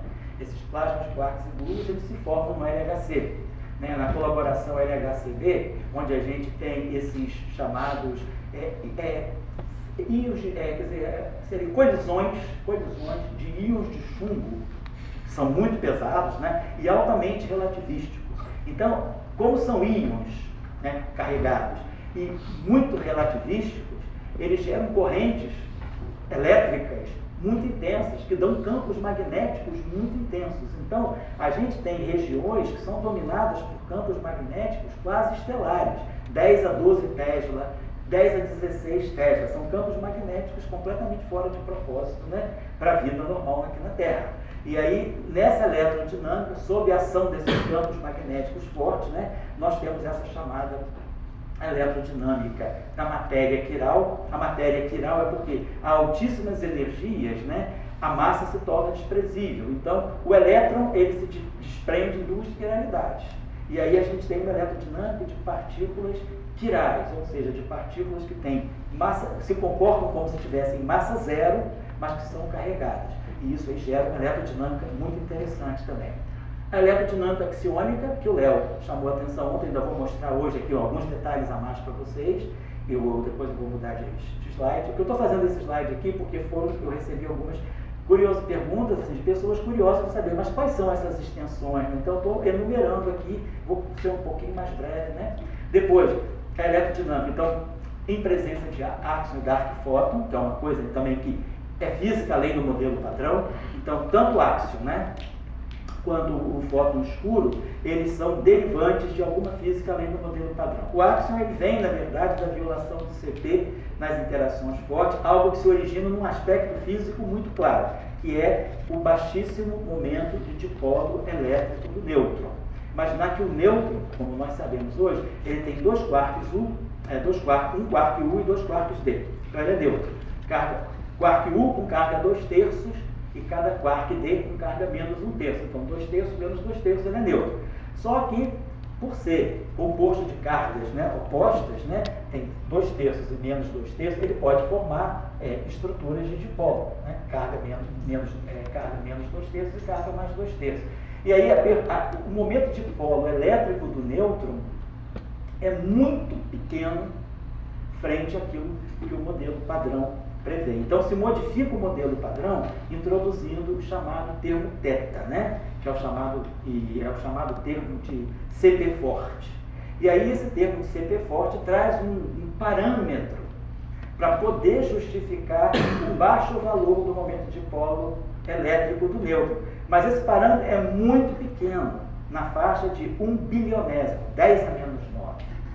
E aí a pergunta é, por que esse parâmetro é tão pequeno? Como eliminar esse parâmetro tão pequeno? Então, atribui-se a esse parâmetro, ele deixa de ser parâmetro e passa a ser campo. Eu vou mostrar isso para vocês daqui a pouco. E ao se tornar um campo, esse campo é chamado de campo do áxion. E aí esse áxion pode ter mecanismos interessantes como o fóton, e aí os modelos, modelos de grande unificação, esses grupos, essas unificações com grupos mais altos, quando esses grupos se quebram, eles podem gerar fatores abelianos, né, que são parte do chamado setor escuro do modelo padrão. E aí nós temos alguma outra categoria de fóton que pode se acoplar ao fóton de Maxwell. Isso é estudo teórico. Isso é buscado no LHC? Sim. É buscado em astrofísica? Sim. Mas ainda não temos ainda uma evidência direta, nem do áxion, nem do dark fóton. Mas a eletrodinâmica, que inclui áxion e dark fóton, ela tem um status especial. Depois também tem a chamada Bumblebee Electrodynamics, também que é uma eletrodinâmica com quebra da simetria de Lorentz e derivadas superiores. A eletrodinâmica com supersimetria. Se há supersimetria, se houver, né, na natureza alguma forma da supersimetria estar presente, o que é eletrodinâmica supersimétrica? E aí a gente tem a presença, né, de um parceiro do fóton, como eu falei com vocês, amanhã a gente vai elaborar um pouquinho mais quem é o fotíno, o que é o fotíno, como ele interage. Depois também eletrodinâmicas que são induzidas pela supersimetria, aí tem uma série de eletrodinâmicas que vêm com aspecto de gravitação, física além do modelo padrão. A influência, como uma teoria de cordas, pode mandar efeitos dessa nova física para as equações de Maxwell. Depois, a eletrodinâmica associada a loop quantum gravity. Eu boto Gambini e Pulling porque são os autores que mais trabalham com isso, mas tem também o Butcher, no Chile, no México, tem uma atividade bastante intensa também de loop quantum gravity na Europa. A eletrodinâmica depois com efeitos gravitacionais, essa eletrodinâmica de Elis Pavlomatos e Nanopoulos é mais recente. Na década de 2010, período 2010-2015, tinha muito interesse a eletrodinâmica com a anisotropia de escala, que é a chamada eletrodinâmica de Orava-Lifshitz, onde a derivada temporal e a derivada espacial não têm o mesmo peso, porque para a relatividade eu preciso ter, tem a simetria tempo-espaço, transformações de Lorentz mistura T com X, então a gente tem que ter o mesmo balanceamento. Na eletrodinâmica de Orava-Lifshitz, a gente tem escalas diferentes para o tempo e para o comprimento. Então dá uma eletrodinâmica que foi bastante estudada também, hoje já não é tão estudada, mas até 2015 ela populou bem a eletrodinâmica capa deformada, que é justamente modificações do espaço de Minkowski, e essa eletrodinâmica com setor escondido, que também o LHC busca, essa colaboração chamada Fraser. É uma das colaborações novas do LHC, que vai buscar essas chamadas partículas mini carregadas. que é a possibilidade, porque a gente sabe que o quark tem carga fracionária, 2/3 e menos 1/3. Mas o que é uma carga, 1 micro da carga elétrica? 1 micro quer dizer, 10 a menos 6 vezes 1,6 vezes 10 a menos 19 coulombs. Será que eu posso ter cargas que são milicargas elétricas, nanocargas elétricas? Então, isso é uma coisa que busca, vamos dizer assim, não é se buscou isso porque se quis buscar. Não, porque as teorias além do modelo padrão, como a teoria de cordas, ela dá origem, ela tem espaço para que esses objetos possam ocorrer. E aí se faz uma teoria para isso. Agora a questão é ver se elas vão aparecer. Então tem busca no LHC. Tanto a colaboração Fraser quanto a colaboração Matt-Hussler. Tem 2 colaborações novas do LHC, são pequenas, são colaborações menores, mas que estão buscando esses objetos mais exóticos. E aí, qual é a eletrodinâmica, que é bastante interessante, com esses chamados parafótons, né, que fazem com que ele se misture com o fóton e o parâmetro de mistura dele com o fóton vai afetar o valor da carga elétrica dessas partículas, porque se o fóton se mistura com esses objetos que nós ainda não estamos vendo, deve ser um parâmetro muito sutil. E esse parâmetro é transferido na interação eletromagnética para a carga E. Então, a partícula que, em princípio, teria uma carga quantizada, né, segundo o trabalho do Dirac, né, as cargas elétricas são múltiplos inteiros, né, de E, os quarks já não são, mas não são partículas livres. Essas milicargas, elas seriam partículas que não são confinadas, mas que teriam cargas que seriam um micron da carga do elétron, uma nanocarga elétrica, 10 a menos 9. Então, é uma discussão interessante, vamos dizer, não é assim um mero estudo teórico que não é visto pelos experimentais com interesse. Os experimentais têm interesse nesse setor. Então, essas são as extensões que eu consigo classificar. Essa classificação é minha. Então, eu não estou assim dizendo que é a melhor e que é a certa. É como eu organizei a minha cabeça, né? Mas aí vocês podem mexer nisso aí, tem que encontrar mais detalhes. E provavelmente agora, né? A última atualização que eu fiz foi em março. Agora, quando eu fizer a atualização para o curso de agosto, eu tenho certeza que alguma coisa vai aparecer, nem que seja na China. Sempre tem coisa, né? Antigamente era na Rússia, né? A gente sempre dizia o que os russos estão fazendo que a gente não sabe, né? Sempre, tudo que você fazia, algum russo fez antes, né? Agora, tudo que a gente faz, os chineses, no dia seguinte já bombardeiam, né, os e-mails da gente, dizendo, você esqueceu da minha referência, eu pensei nisso antes de você. É sempre assim. A gente tem que se submeter ao imperialismo acadêmico. Eletrodinâmicas agora não lineares. Essas estão muito populares hoje em dia e tem muita aplicação, aplicação em astrofísica, matéria condensada, física de partículas. Como eu falei com vocês no primeiro dia, o espalhamento fóton-fóton, por exemplo, que foi estudado, né, por Euler e Cocker, Euler e Heisenberg, entre 1934 e 1936, ele só foi descoberto, medido experimentalmente agora, em 2017 e 2019. Então, essas eletrodinâmicas não lineares, elas são muito esperadas, assim, a compreensão delas pode nos trazer elucidações sobre vários aspectos. Então, a eletrodinâmica de Euler e Heisenberg, eu não sei se o Léo chegou a mostrar, se eu vou mostrar, Léo. Mostrou. Então, vocês viram, né? Então, essa eletrodinâmica, o que ela faz? Ela é uma eletrodinâmica que surgiu quando Dirac lançou o conceito de vácuo quântico. O vácuo tem partículas e antipartículas virtuais. Então, o fóton, quando passa por esse vácuo, ele pode excitar essas partículas virtuais e ele vai perceber um índice de refração que não é o índice de refração do vácuo, N igual a 1. Ele vai perceber um índice de refração que pode até ser birrefringente, o vácuo e outras propriedades. Então, por quê? Porque você leva em conta todo o efeito dos elétrons e pósitrons virtuais e soma esses efeitos quânticos e joga nas equações de Maxwell. E foi o que o Léo mostrou. E aí aparecem termos que são quárticos no campo elétrico, cúbicos no campo elétrico, cúbicos no campo magnético, quadrático no campo elétrico, vezes o campo magnético. Então, tem uma gama de termos que o Léo mostrou e que eu posso mostrar amanhã.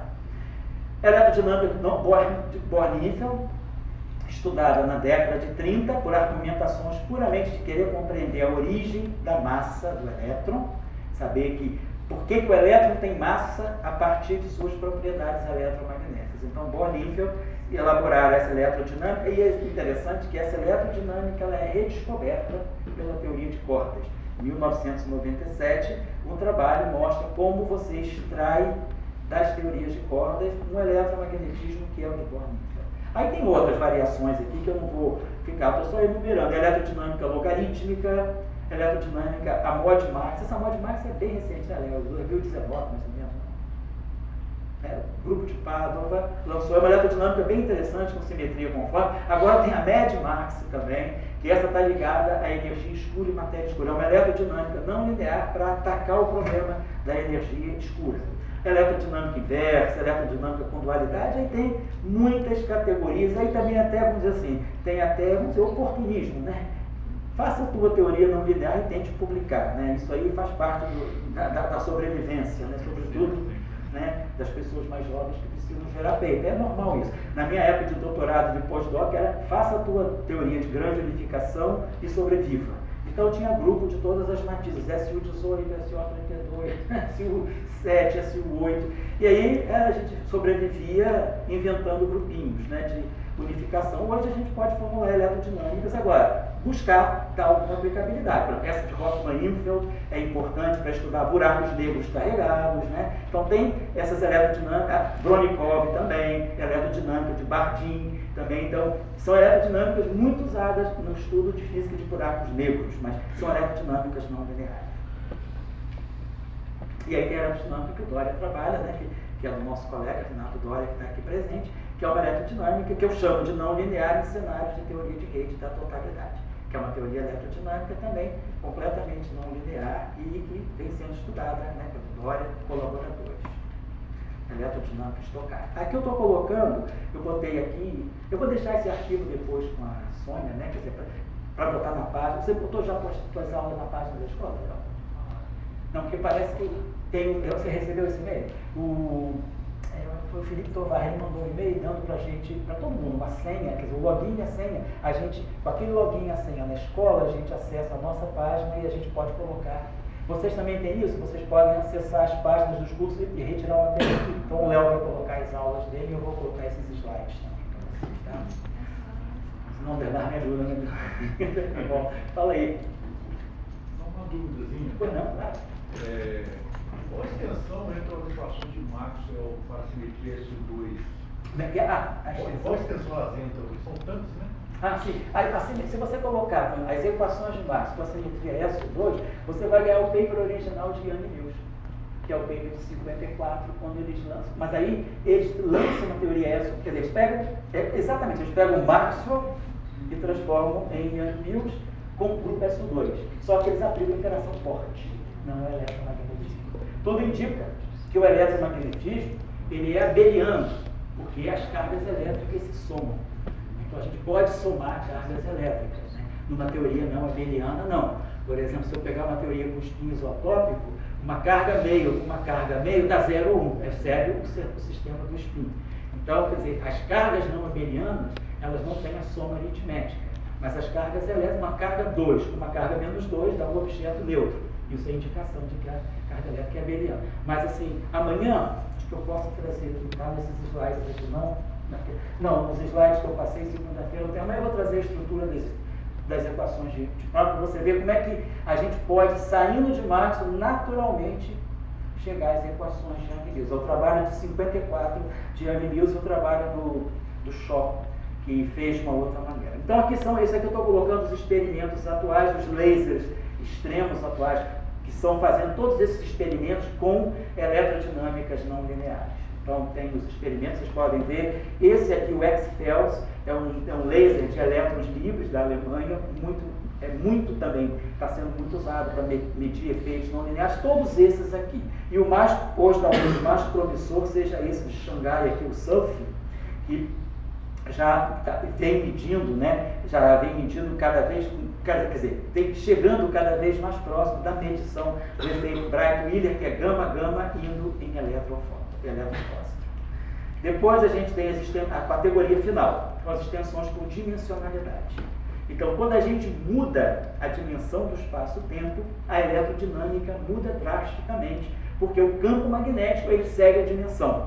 Quer dizer, o campo elétrico ele é sempre vetor. Se eu estou no mundo plano, o campo elétrico é um vetor bidimensional. Se eu estou no nosso mundo tridimensional, o campo elétrico é um vetor tridimensional. Se eu vou para o mundo quadridimensional, o campo elétrico é um quadrivetor. Mas se eu estou no mundo bidimensional, duas dimensões espaciais, o meu campo magnético é um escalar, é um pseudo-escalar. Se eu estou no nosso mundo, o nosso campo magnético é um pseudo-vetor, o nosso B é um pseudo-vetor. Mas se eu vou para um mundo de 4 dimensões, o campo magnético perde o caráter vetorial e passa a ser um objeto tensorial. Ele é uma matriz 4x4 antissimétrica. Portanto, tem 6 elementos, tem 6 componentes, não 4, como é o nosso campo magnético. B1, B2, B3, mas ele vai ter de B1 até B6. E se eu vou, por exemplo, para 10 dimensões, 10 vezes 9, tem 45 componentes. Então, o campo magnético ele passa a ser uma matriz antissimétrica de acordo com a dimensão onde você vai descrever o teu eletromagnetismo. Então, o eletromagnetismo ele tem muitos efeitos de dimensão. Então, por exemplo, esses líquidos de spin, né, quer dizer, tem chamado, é uma física especial, né, líquidos quânticos, né, esses chamados líquidos de spin, eles têm uma eletrodinâmica descrita por campos tensoriais. Ele tem que ter uma eletrodinâmica própria para eles. Maxwell não dá conta. Depois, Charles Simons, né, que foi uma teoria que teve muito em moda, década de 90 e início dos anos 2000, para descrever, por exemplo, essas cerâmicas supercondutoras a temperaturas finitas, altas, né, se usa uma eletrodinâmica, que aí se construiu essas cerâmicas supercondutoras, né, são camadas planas, né, onde os elétrons fluem. Então, a supercondutividade ela se dá num efeito planar. E a comunicação, a migração de uma física de um plano para outro é muito pequena. Então, a eletrodinâmica ela é praticamente planar. Então, a eletrodinâmica planar de Maxwell-Chern-Simons, onde o fóton já nasce massivo. Então, nessa teoria, eu não preciso de um mecanismo extra para gerar massa para o fóton. Não é o mecanismo de Higgs, não é o mecanismo de Calvi-Ramon. É a própria estrutura do espaço de 2 dimensões espaciais e de 1 dimensão temporal que faz com que o fóton naturalmente já apareça massivo. A eletrodinâmica planar tessimétrica de Chern-Simons também está ligada a esses chamados isolantes topológicos fracionais, né, os chamados isolantes de Chern, que são isolantes, quer dizer, são materiais que têm uma física descrita, né, quer dizer, é uma eletrodinâmica com aspectos topológicos. A eletrodinâmica do grafeno, produzida por Jakiv e Pi, faço questão de dizer aqui que Pi é uma mulher, né, que foi a esposa do Jakiv já morreu, mas a Song Pi era a mulher dele, era uma física coreana que desenvolveu com essa teoria eletromagnética planar, né, para o grafeno. Depois tem esse trabalho que eu acho muito interessante, esse trabalho do Fröhlich e do Marchetti. Né, o Marchetti foi o Dória lembra do Piero Alberto, o colega nosso lá da CISA, o Piero Alberto e da Universidade de Padua e o Fröhlich da Universidade de Zurique. O Marchetti fez o doutorado com o Fröhlich. Eles construíram uma eletrodinâmica muito interessante para descrever um fenômeno muito típico da matéria condensada, que é a fracionalização carga-spin.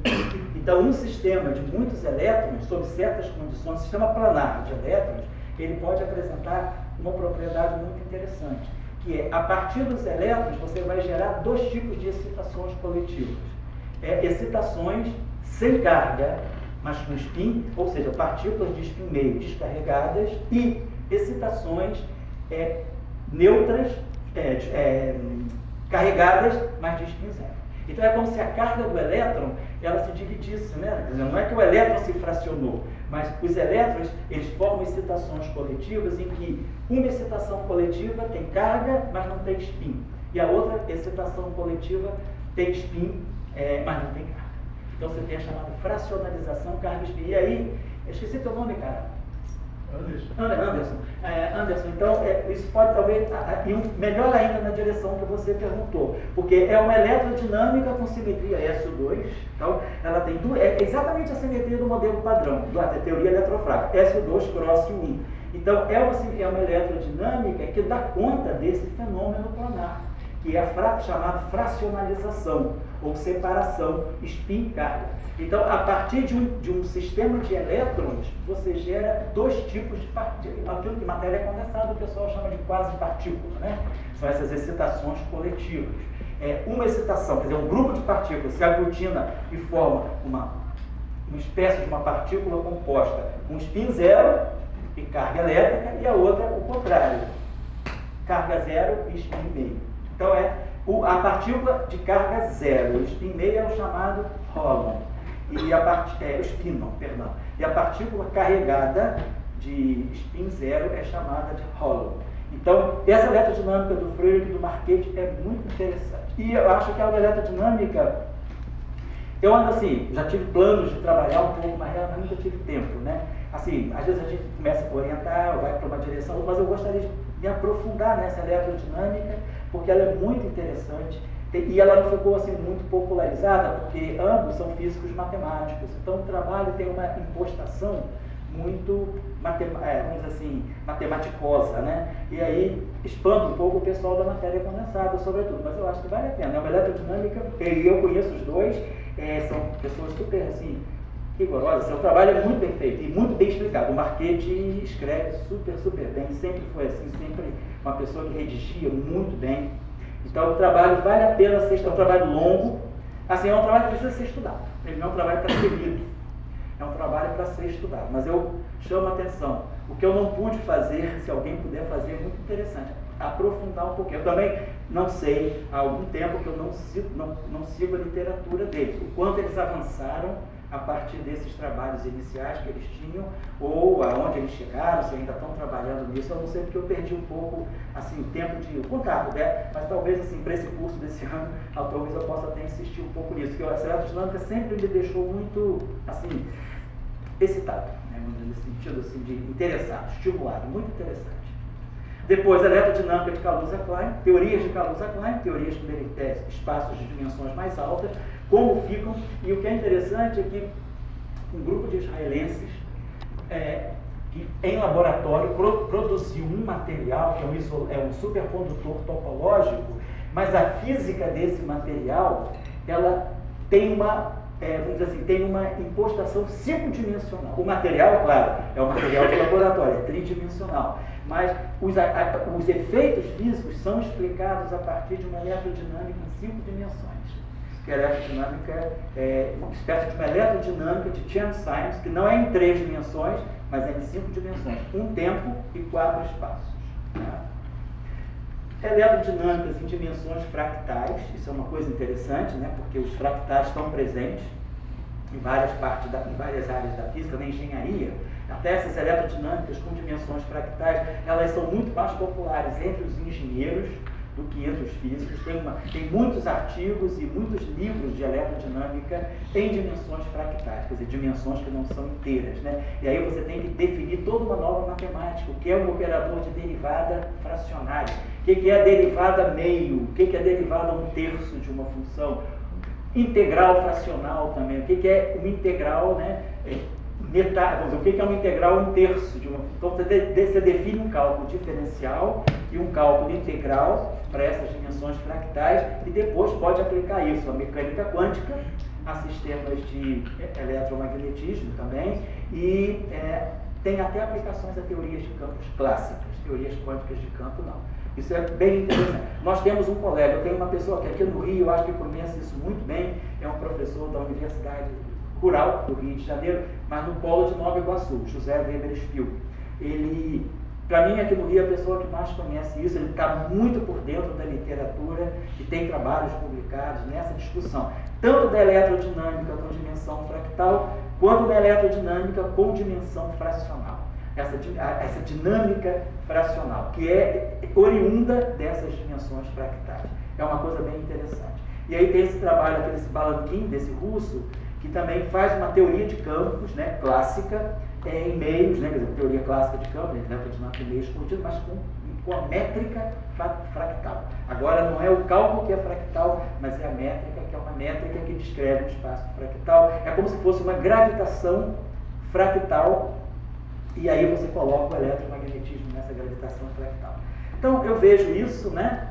Assim, são 10 extensões, então isso soma as 58 extensões, que eu acho, assim, que vale a pena, assim, estar atento. Eu não estou fazendo, assim, apologia, esquece tudo que faz isso, não. Eu estou só chamando a atenção. Isso aqui é uma escola de graduação, sobretudo esse curso de graduação. O Léo deu umas aulas super boas, técnicas, assim, para vocês aprenderem a manipular. E eu estou tentando trazer elementos assim, de estímulo, né, a vocês assim, valorizarem o eletromagnetismo nesse sentido, né, de que, tudo bem, tem que fazer os cursos, tem que fazer prova, lei de Gauss, calcular campo de vários tipos de carga maluca, campo de objetos, né, mas assim, não parar nisso, né, o eletromagnetismo, né, isso aí ninguém mais faz, né? Se a gente pegar os livros russos antigos, tem aquelas estruturas completamente amorfas para tirar campo magnético de correntes malucas que se entrelaçavam, mas isso aí já passou essa época, né? Isso aí era a época da Guerra Fria. Agora a gente está na Guerra Quente, né? A Guerra Quente é a guerra de quem chega primeiro na tecnologia. Então eu acho que esses eletromagnetismos são bem estimulantes. Assim, eu digo assim, sobretudo para estudante de graduação, um trabalho de fim de curso, um TCC, né? Te obriga a estudar eletromagnetismo, te obriga a estudar um pouco mais de matemática, te obriga um pouco também a contextualizar aquilo que você está fazendo. Quer dizer, esse eletromagnetismo ele foi dominante na década de 70, ou foi dominante na década de 80, ou é uma coisa mais atual. E aí isso coloca aquele eletromagnetismo em conexão com outras físicas, né? Eu acho que isso dá cultura, né, nesse momento inicial de formação da carreira de vocês, né? Um TCC ou até mesmo uma dissertação de mestrado, que não necessariamente precisa ser original, você pode fazer uma dissertação que seja realmente assim, uma espécie de uma resenha de uma área. Então eu estou só dando assim, dicas que... E a literatura atual, vocês entram nos archives, né, seja na matéria condensada na astrofísica, na física de partículas e também na física, não tem o de física geral, tem muita coisa saindo sempre sobre esses eletromagnetismos. E às vezes é um trabalho interessante, assim, até de ensino, né, para publicar na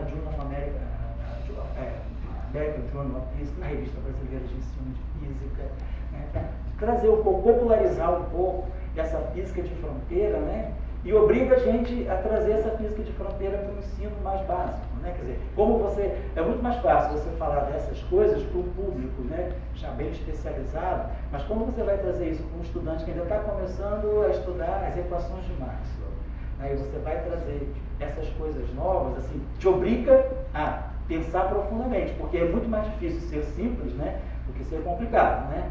Se a gente quiser falar das coisas assim complicadas para quem não tem ainda uma formação estruturada de física, a gente tem que fazer um exercício de criatividade. Como eu vou trazer isso? Com que analogia eu vou fazer isso para trazer para um estudante que só tem as 4 físicas e os 4 cálculos, né? Uma coisa que envolva unificação, que envolva supersimetria. É possível? Claro que é, mas dá trabalho a gente ir, mas obriga a gente a pensar e é muito enriquecedor. A gente aprende muito fazendo isso. É isso que eu estou falando com vocês. Assim, é de olhar para essa, não só eletromagnetismo, como o curso aqui é mais eletromagnetismo, mas vocês podem olhar isso para mecânica quântica. Hoje em dia, quantas mecânicas quânticas a gente tem? A gente tem 12 formulações. Dirac é uma, equação de Schrödinger, equação de Heisenberg, mecânica matricial de Heisenberg, mecânica quântica por integral de caminho, mecânica quântica de universos paralelos, mecânica quântica de de Broglie, de Bohm. Tem 12 mecânicas quânticas, interpretações de mecânica quântica da não identidade. E não é, isso aí não é venda quântica, não é comércio quântico, não é física, é de publicar em revista boa. Então, se a gente olhar a mecânica quântica também, a gente pode buscar várias formulações diferentes, quer dizer, estudar cosmologia quântica pela mecânica quântica de Bohm, ou estudar a mecânica quântica pela integral de caminho, né? Então tem várias, essas áreas mais assim, estruturantes da física, elas têm muitas variantes que às vezes a gente não aprende no curso. Quantos de vocês, eu me incluo, né? Quantos de vocês tiveram na graduação um curso de mecânica quântica de Bohm? Eu também não tive. E às vezes quando você tem é porque você faz iniciação científica. Mas por que os programas não colocam mecânica quântica de Bohm? Só porque ele era comunista? É uma questão de ideologia. No governo anterior eu até entendo que a Damares tiraria isso, ou aqueles loucos do MEC tirariam isso do programa. Mas por que a gente não estuda mecânica quântica de Bohm? O que tem de errado com ela? Só porque ela não é hegemônica, ela não é Copenhague, ou ela não é Göttingen, mas ela é mecânica quântica de Bohm, pô. Foi desenvolvida nos Estados Unidos, em São Paulo. Bohm passou um período da vida dele, quando ele foi caçado lá nos Estados Unidos, no macartismo, ele veio para o Brasil e desenvolveu coisas muito interessantes. Então a mecânica quântica de Bohm é muito interessante, né? A mecânica quântica de espaço de fase do professor Wigner também é muito interessante. Então, tem várias nuances de mecânica quântica, então evoluindo, né? Mas hoje a gente conta cerca de 12, entre formulações e interpretações, a gente tem um total de 12. Mas a gente está evoluindo para novas mecânicas quânticas, porque aí começa a questão, como compatibilizar a mecânica quântica com a gravitação. Então, isso aí abre um espaço muito grande para buscar novas formulações da mecânica quântica que atendam à situação da gravitação quântica. Então é isso que eu estou querendo dizer para vocês. Busquem também, né? Assim, a gente tem que fazer paper, claro, tem que fazer paper dentro da mainstream, tem que sobreviver, mas assim, sabe aquele trabalho de fim de noite, né? Aquela saideira do dia, que agora eu posso sentar e fazer a física que eu gosto. Né? E busquem essas coisas, isso é física, e a gente está precisando disso. A gente está precisando, sobretudo, das pessoas mais jovens, como vocês, né? Porque a gente, assim, se a gente olhar para a história da física recente, do século XX, por exemplo, a gente vê que até a década de 30, as pessoas se preocupavam em fazer teoria. Hoje, a gente só quer fazer paper. Dá paper ou não dá paper? Tudo bem, é uma forma de sobrevivência, mas assim, o que a física está ganhando com isso? O Dirac, quando a última vez que ele teve em Trieste, em 1983, ele morreu no ano seguinte, em 84, ele estava, assim, ele chamou a atenção de nós mais jovens. Estava terminando meu doutorado nessa época, eu não era nem pós-doc ainda. Ele esteve lá em setembro de 83 e eu me lembro assim, das palavras dele dizendo, né, que as novas gerações tinham que ter essa percepção de que, porque a gente estava num momento, naquela época, eu lembro, Dora era pós-doc nessa época, né, era assim, era a loucura, claro, sobrevivendo fazendo tempo, mas aí era as maiores, assim, não são coisas erradas, mas eram coisas completamente assim, fora de percepção, de conexão com a realidade. As teorias de grande unificação que eram criadas eram assim, trabalhos de engenharia, sabe, barroca, um monte de estrutura para fazer tempo. E aí o Dirac se preocupou, falou, mas assim, o que a gente quer? Nem todo mundo vai construir teoria, mas é importante que a gente pense, né, novas coisas e buscar uma teoria que às vezes é menos hegemônica, mas que a gente, bom, eu vou investir um pouco nessa teoria. Essa teoria é interessante, ela não é... A teoria de cordas, só para você dar um exemplo que eu vivi em primeira pessoa. Quando eu fazia o doutorado em Trieste, em 82, o professor Salor, a primeira escola de supersimetria e supergravidade que o Salor realizou foi em 81, foi a primeira escola internacional, que nunca tinha tido escola de supersimetria, foi em 81. Foi abril de 81. Aí, no verão de 82, agosto de 82, fez a segunda escola. E aí o pessoal da Superstrigo, o Green e o Schwartz, vieram para a Trieste. Cara, foi uma vergonha, na hora da aula deles todo mundo foi embora. O auditório ficou quase vazio, todo mundo achava teoria de cordas, assim, é uma loucura. Não tinha nenhum interesse, olhando aquela evasão. E nossos colegas lá do ICTT falaram, pô, pessoal, vai ficando aí para poder dar moral para os caras. Os caras vieram, o Green, o Schwartz veio dos Estados Unidos, o Green da Inglaterra. E foi vergonhoso, vai todo mundo embora. Depois na outra aula todo mundo vem, né? Bom, 2 anos depois, as teorias de cordas explodiram. Em 84 teve a primeira revolução das cordas, 97 a segunda. Então, quando a teoria de cordas explodiu, cara, na escola, aí em 84 teve a escola de... E olha que coisa engraçada, a escola de 84 foi em abril. Teoria de corda, ninguém queria saber. Em setembro veio estourou a revolução das cordas. Porque 5 meses depois, a teoria de cordas era o Nirvana. Né? Então todo mundo largou tudo para estudar teoria de cordas, era uma coisa assim, uma febre. Sabe assim, aquela coisa, parecia quando você vai buscar ouro numa mina, que dizem, né, aquela serra pelada. Teoria de cordas virou quase uma série, todo mundo debruçando, estudando teoria de cordas e seminários. Depois a coisa veio assim, amortecer. Então, e teoria de cordas, que era uma coisa completamente anti-hegemônica, até 1984, de repente ela explode. Então, às vezes também a gente tem que ter a percepção de investir numa teoria que às vezes não é hegemônica, né, que é meio marginal, periférica, e crescer com ela também. Eu acho que é uma questão de investimento, né? Como a gente às vezes, bitcoins, né?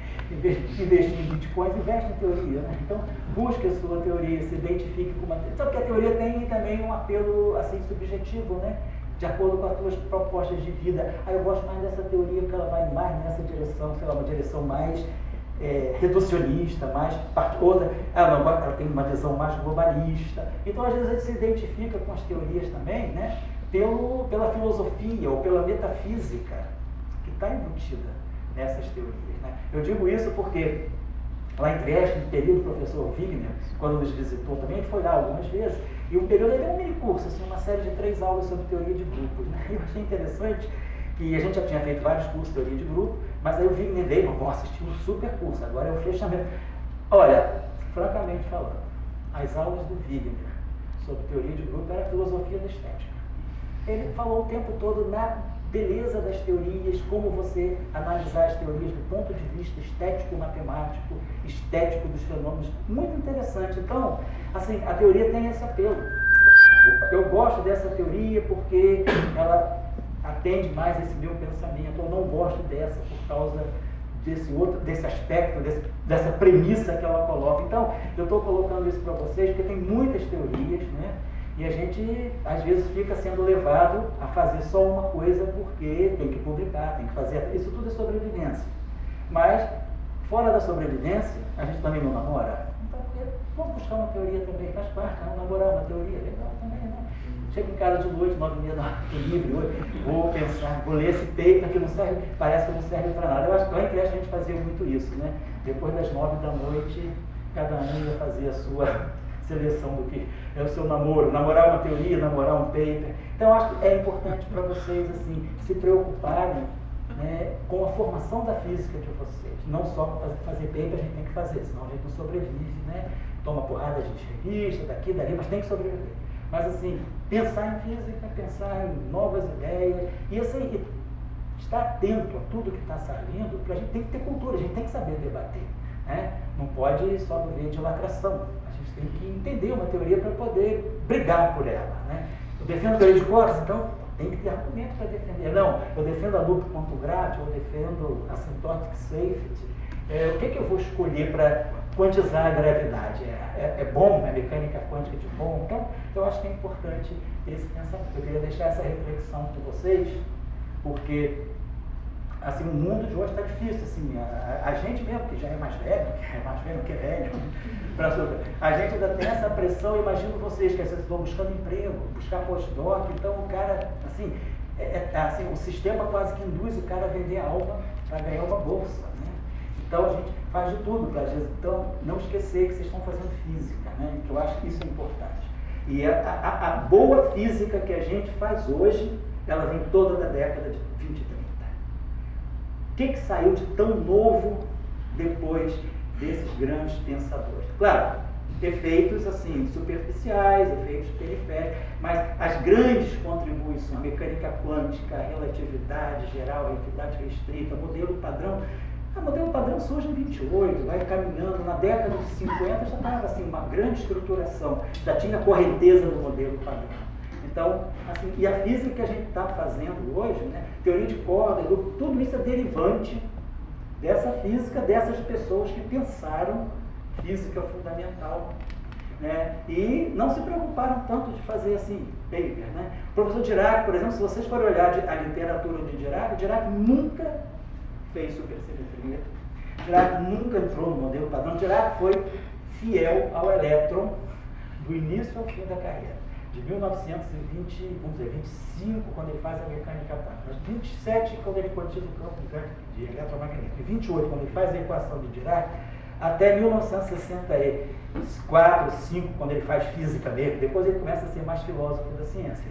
Mas até 65, ele só se preocupou com o elétron. Se vocês forem olhar os grandes papers do Dirac, era o que é o elétron, afinal de contas, o que é o elétron. Sempre, e ele terminou os dias dele, né, em 83, em Trieste, falando: o grande desafio da física é a constante de estrutura fina. É 2 sobre 4πε0h cortado em C. Por que isso dá 137? Ele falou: se um dia a física explicar isso, ele falou: essa física eu confio. E aí estava dando uma indireta para a grande unificação. Então, eu estou só falando isso porque essas pessoas merecem, assim, o pensamento delas merece ser objeto de nossas reflexões. Então, só para terminar aqui, já estou acabando realmente. Então, só um, amanhã, deixa eu ver uma coisa, eu acho que é esse aqui. Amanhã O Léo falou, claro, eu não vou nem repetir o que o Léo falou, mas amanhã eu queria fazer uma discussão com vocês como a gente passa de uma eletrodinâmica anisotrópica, que é uma eletrodinâmica com quebra da simetria de Lorentz, para a eletrodinâmica axiônica. Eu vou chamar a atenção de vocês e vou deixar uma tarefa, desafio, para vocês levarem para as suas casas, né? Na volta. Vou falar também amanhã, uma discussão, está com a minha letra aqui escrita ainda, mas assim, uma discussão que eu vou chamar a atenção, porque até eu acho que o Gustavo está olhando um pouco essa questão do efeito Aharonov, né, Gustavo? Mostrar para vocês como o áxion, ele pode, ou uma desotropia do espaço-tempo, mas ele pode, vamos dizer assim, gerar algum tipo de correção à força de Lorentz. Então, quer dizer, como uma física além do modelo padrão pode gerar alteração na força de Lorentz. Vou dar uma passada nisso amanhã com vocês. Porque esse quadro aqui para usar tem que ficar levantando isso aqui. Então eu vou trazendo alguns slides, mas depois a gente pode ir para o quadro para falar em alguns, abrir mais alguns detalhes, tá certo? Então é isso aí. Eu vou deixar esses slides, o Léo também vai deixar os slides dele com vocês aí na página da escola. E a gente termina assim. Agora, se quiser fazer alguma sala, se queria falar alguma coisa, só para finalizar. Eu queria fazer, você apresentou 58 modelos de um assunto extremamente delicado, que é o eletromagnetismo. Eu acho que a física, ela tem duas perguntas para a gente.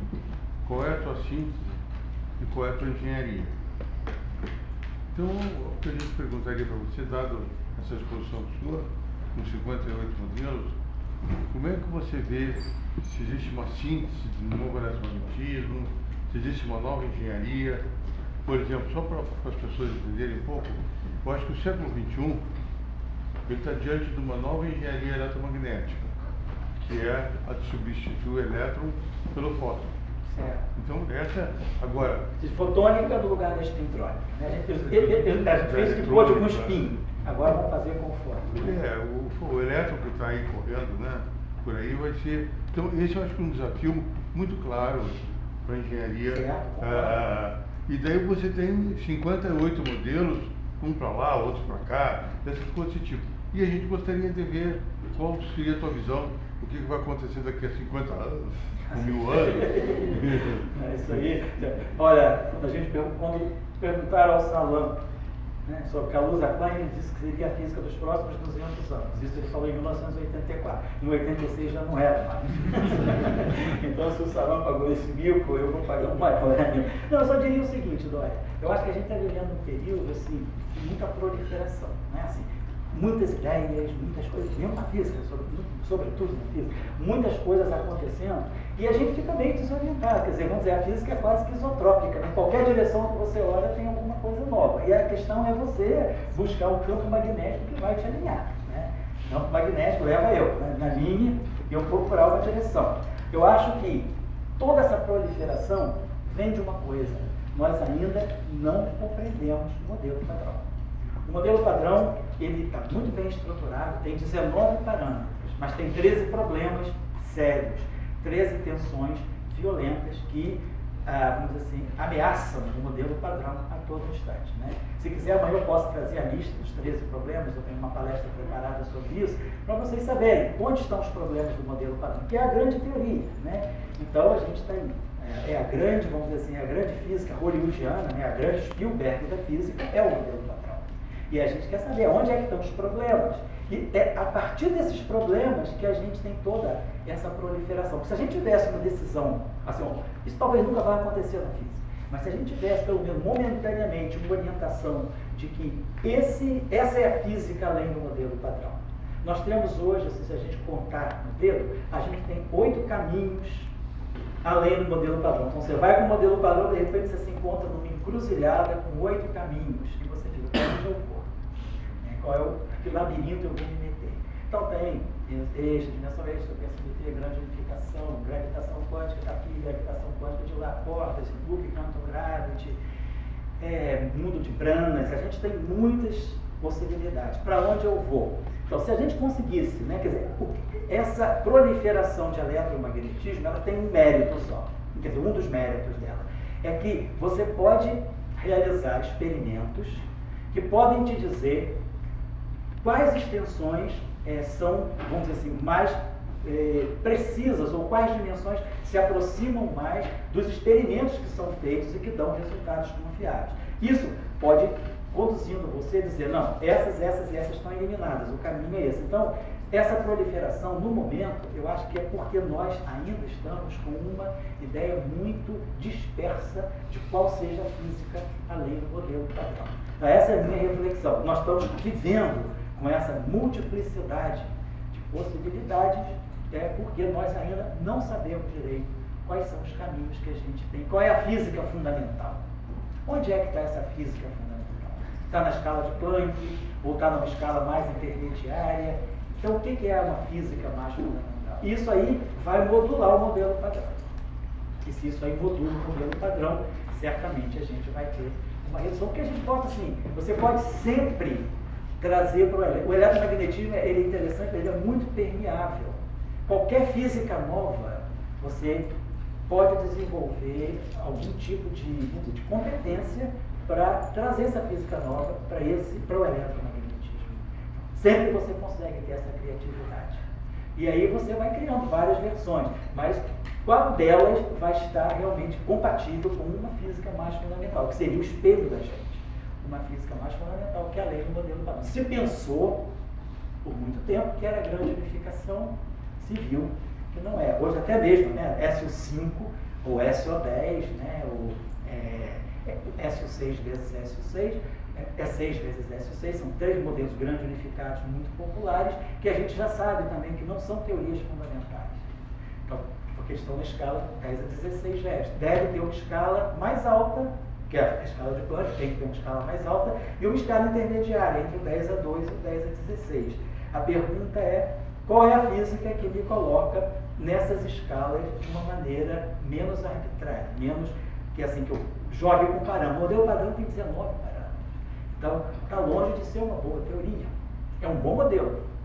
Tem dado bons resultados com a LHC, bons resultados com as observações dos telescópios espaciais também, vindos da astrofísica, da cosmologia, né? Toda essa discussão de campos magnéticos cósmicos interagindo com campos eletromagnéticos, com ondas eletromagnéticas. Também, assim, hoje a gente tem resultados bem precisos, né? A cosmologia está dando barras de erro cada vez menores, e aí a gente vai poder ir modulando essa física. Mas eu acho assim, resumindo, como você falou, eu acho que o problema todo nosso é que o modelo padrão, ele ainda está, vamos dizer assim, no status de uma torre de Babel. Então, ele abre muitos caminhos e a gente está meio desorientado, cada um vai para um campo. Então, acho que está faltando uma orientação de uma física mais fundamental, que é o trabalho da física.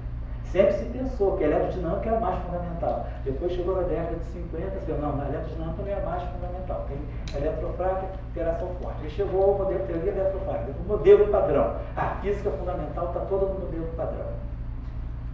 Na década de 70, se pensava que matéria escura do universo fosse apenas 54%. Né? Hoje em dia, que a gente conhecesse 54% do universo e 46% fosse em matéria escura. E energia escura, hoje a gente sabe que isso aí é 96%. 96% matéria e energia escura. 4% é a física do modelo padrão. 4% da matéria hadrônica, né, do universo visível, digamos assim.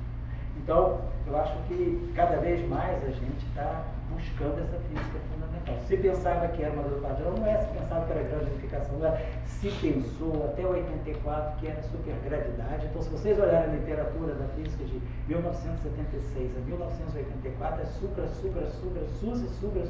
tempo todo, supersimetria, aí substrou, supergravidade com Kaluza-Klein supergrávida. Aí chega as teorias de cordas, 86, primeira revolução. É a teoria de cordas. Aí depois, segunda revolução das cordas, 1997. Ainda não é. Aí vem Loop quanto gravity, que vai crescendo, né? Asymptotic safety, que vai agora... Quer dizer, a gravitação parece sempre ser aquele elemento que vai te dizer quem resolveu o problema da gravitação entendeu qual é a física fundamental. E não é o que está acontecendo. A gente ainda não tem essa dimensão de que isso esteja acontecendo. A gente está ainda abrindo cada vez mais o horizonte das quantum gravities também.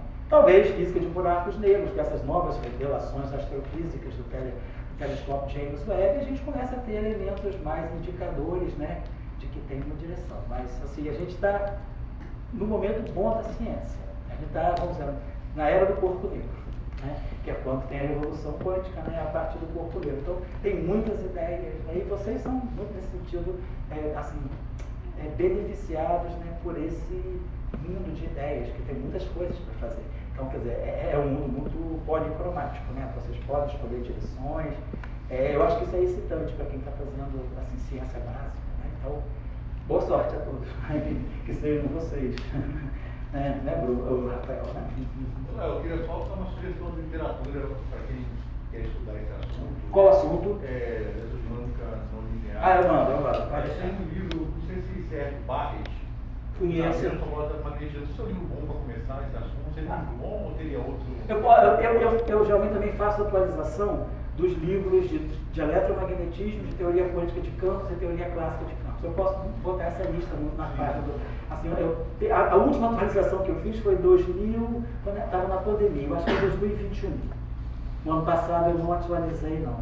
Mas assim, eu já tenho que atualizar, porque sempre saiu. Mas eu tenho assim, eu tenho encontrado livros muito bons de novos livros de eletromagnetismo, teoria clássica de campos, teoria quântica de campos. Tem saído de literatura. Barrett é um livro bom, então. É bom livro, sem dúvida. É um bom livro. Eu não conheço, eu acho que não conheço mais. Não, tem muitos livros bons, tem.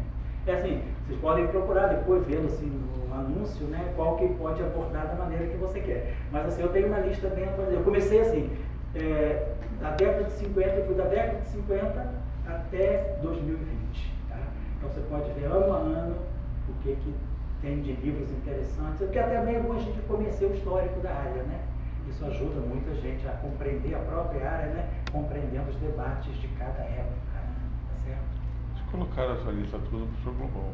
Tá no professor Global? Tá lá, nem lembro agora, tá lá, então. Então não vai conhecer. Então, quem conhece o professor, todo mundo quase conhece o professor Global, tem que saber, tá no Física Quântica?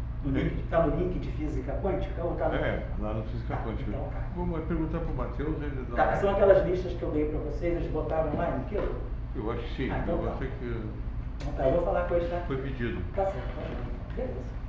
Eu conheço, acho que tá.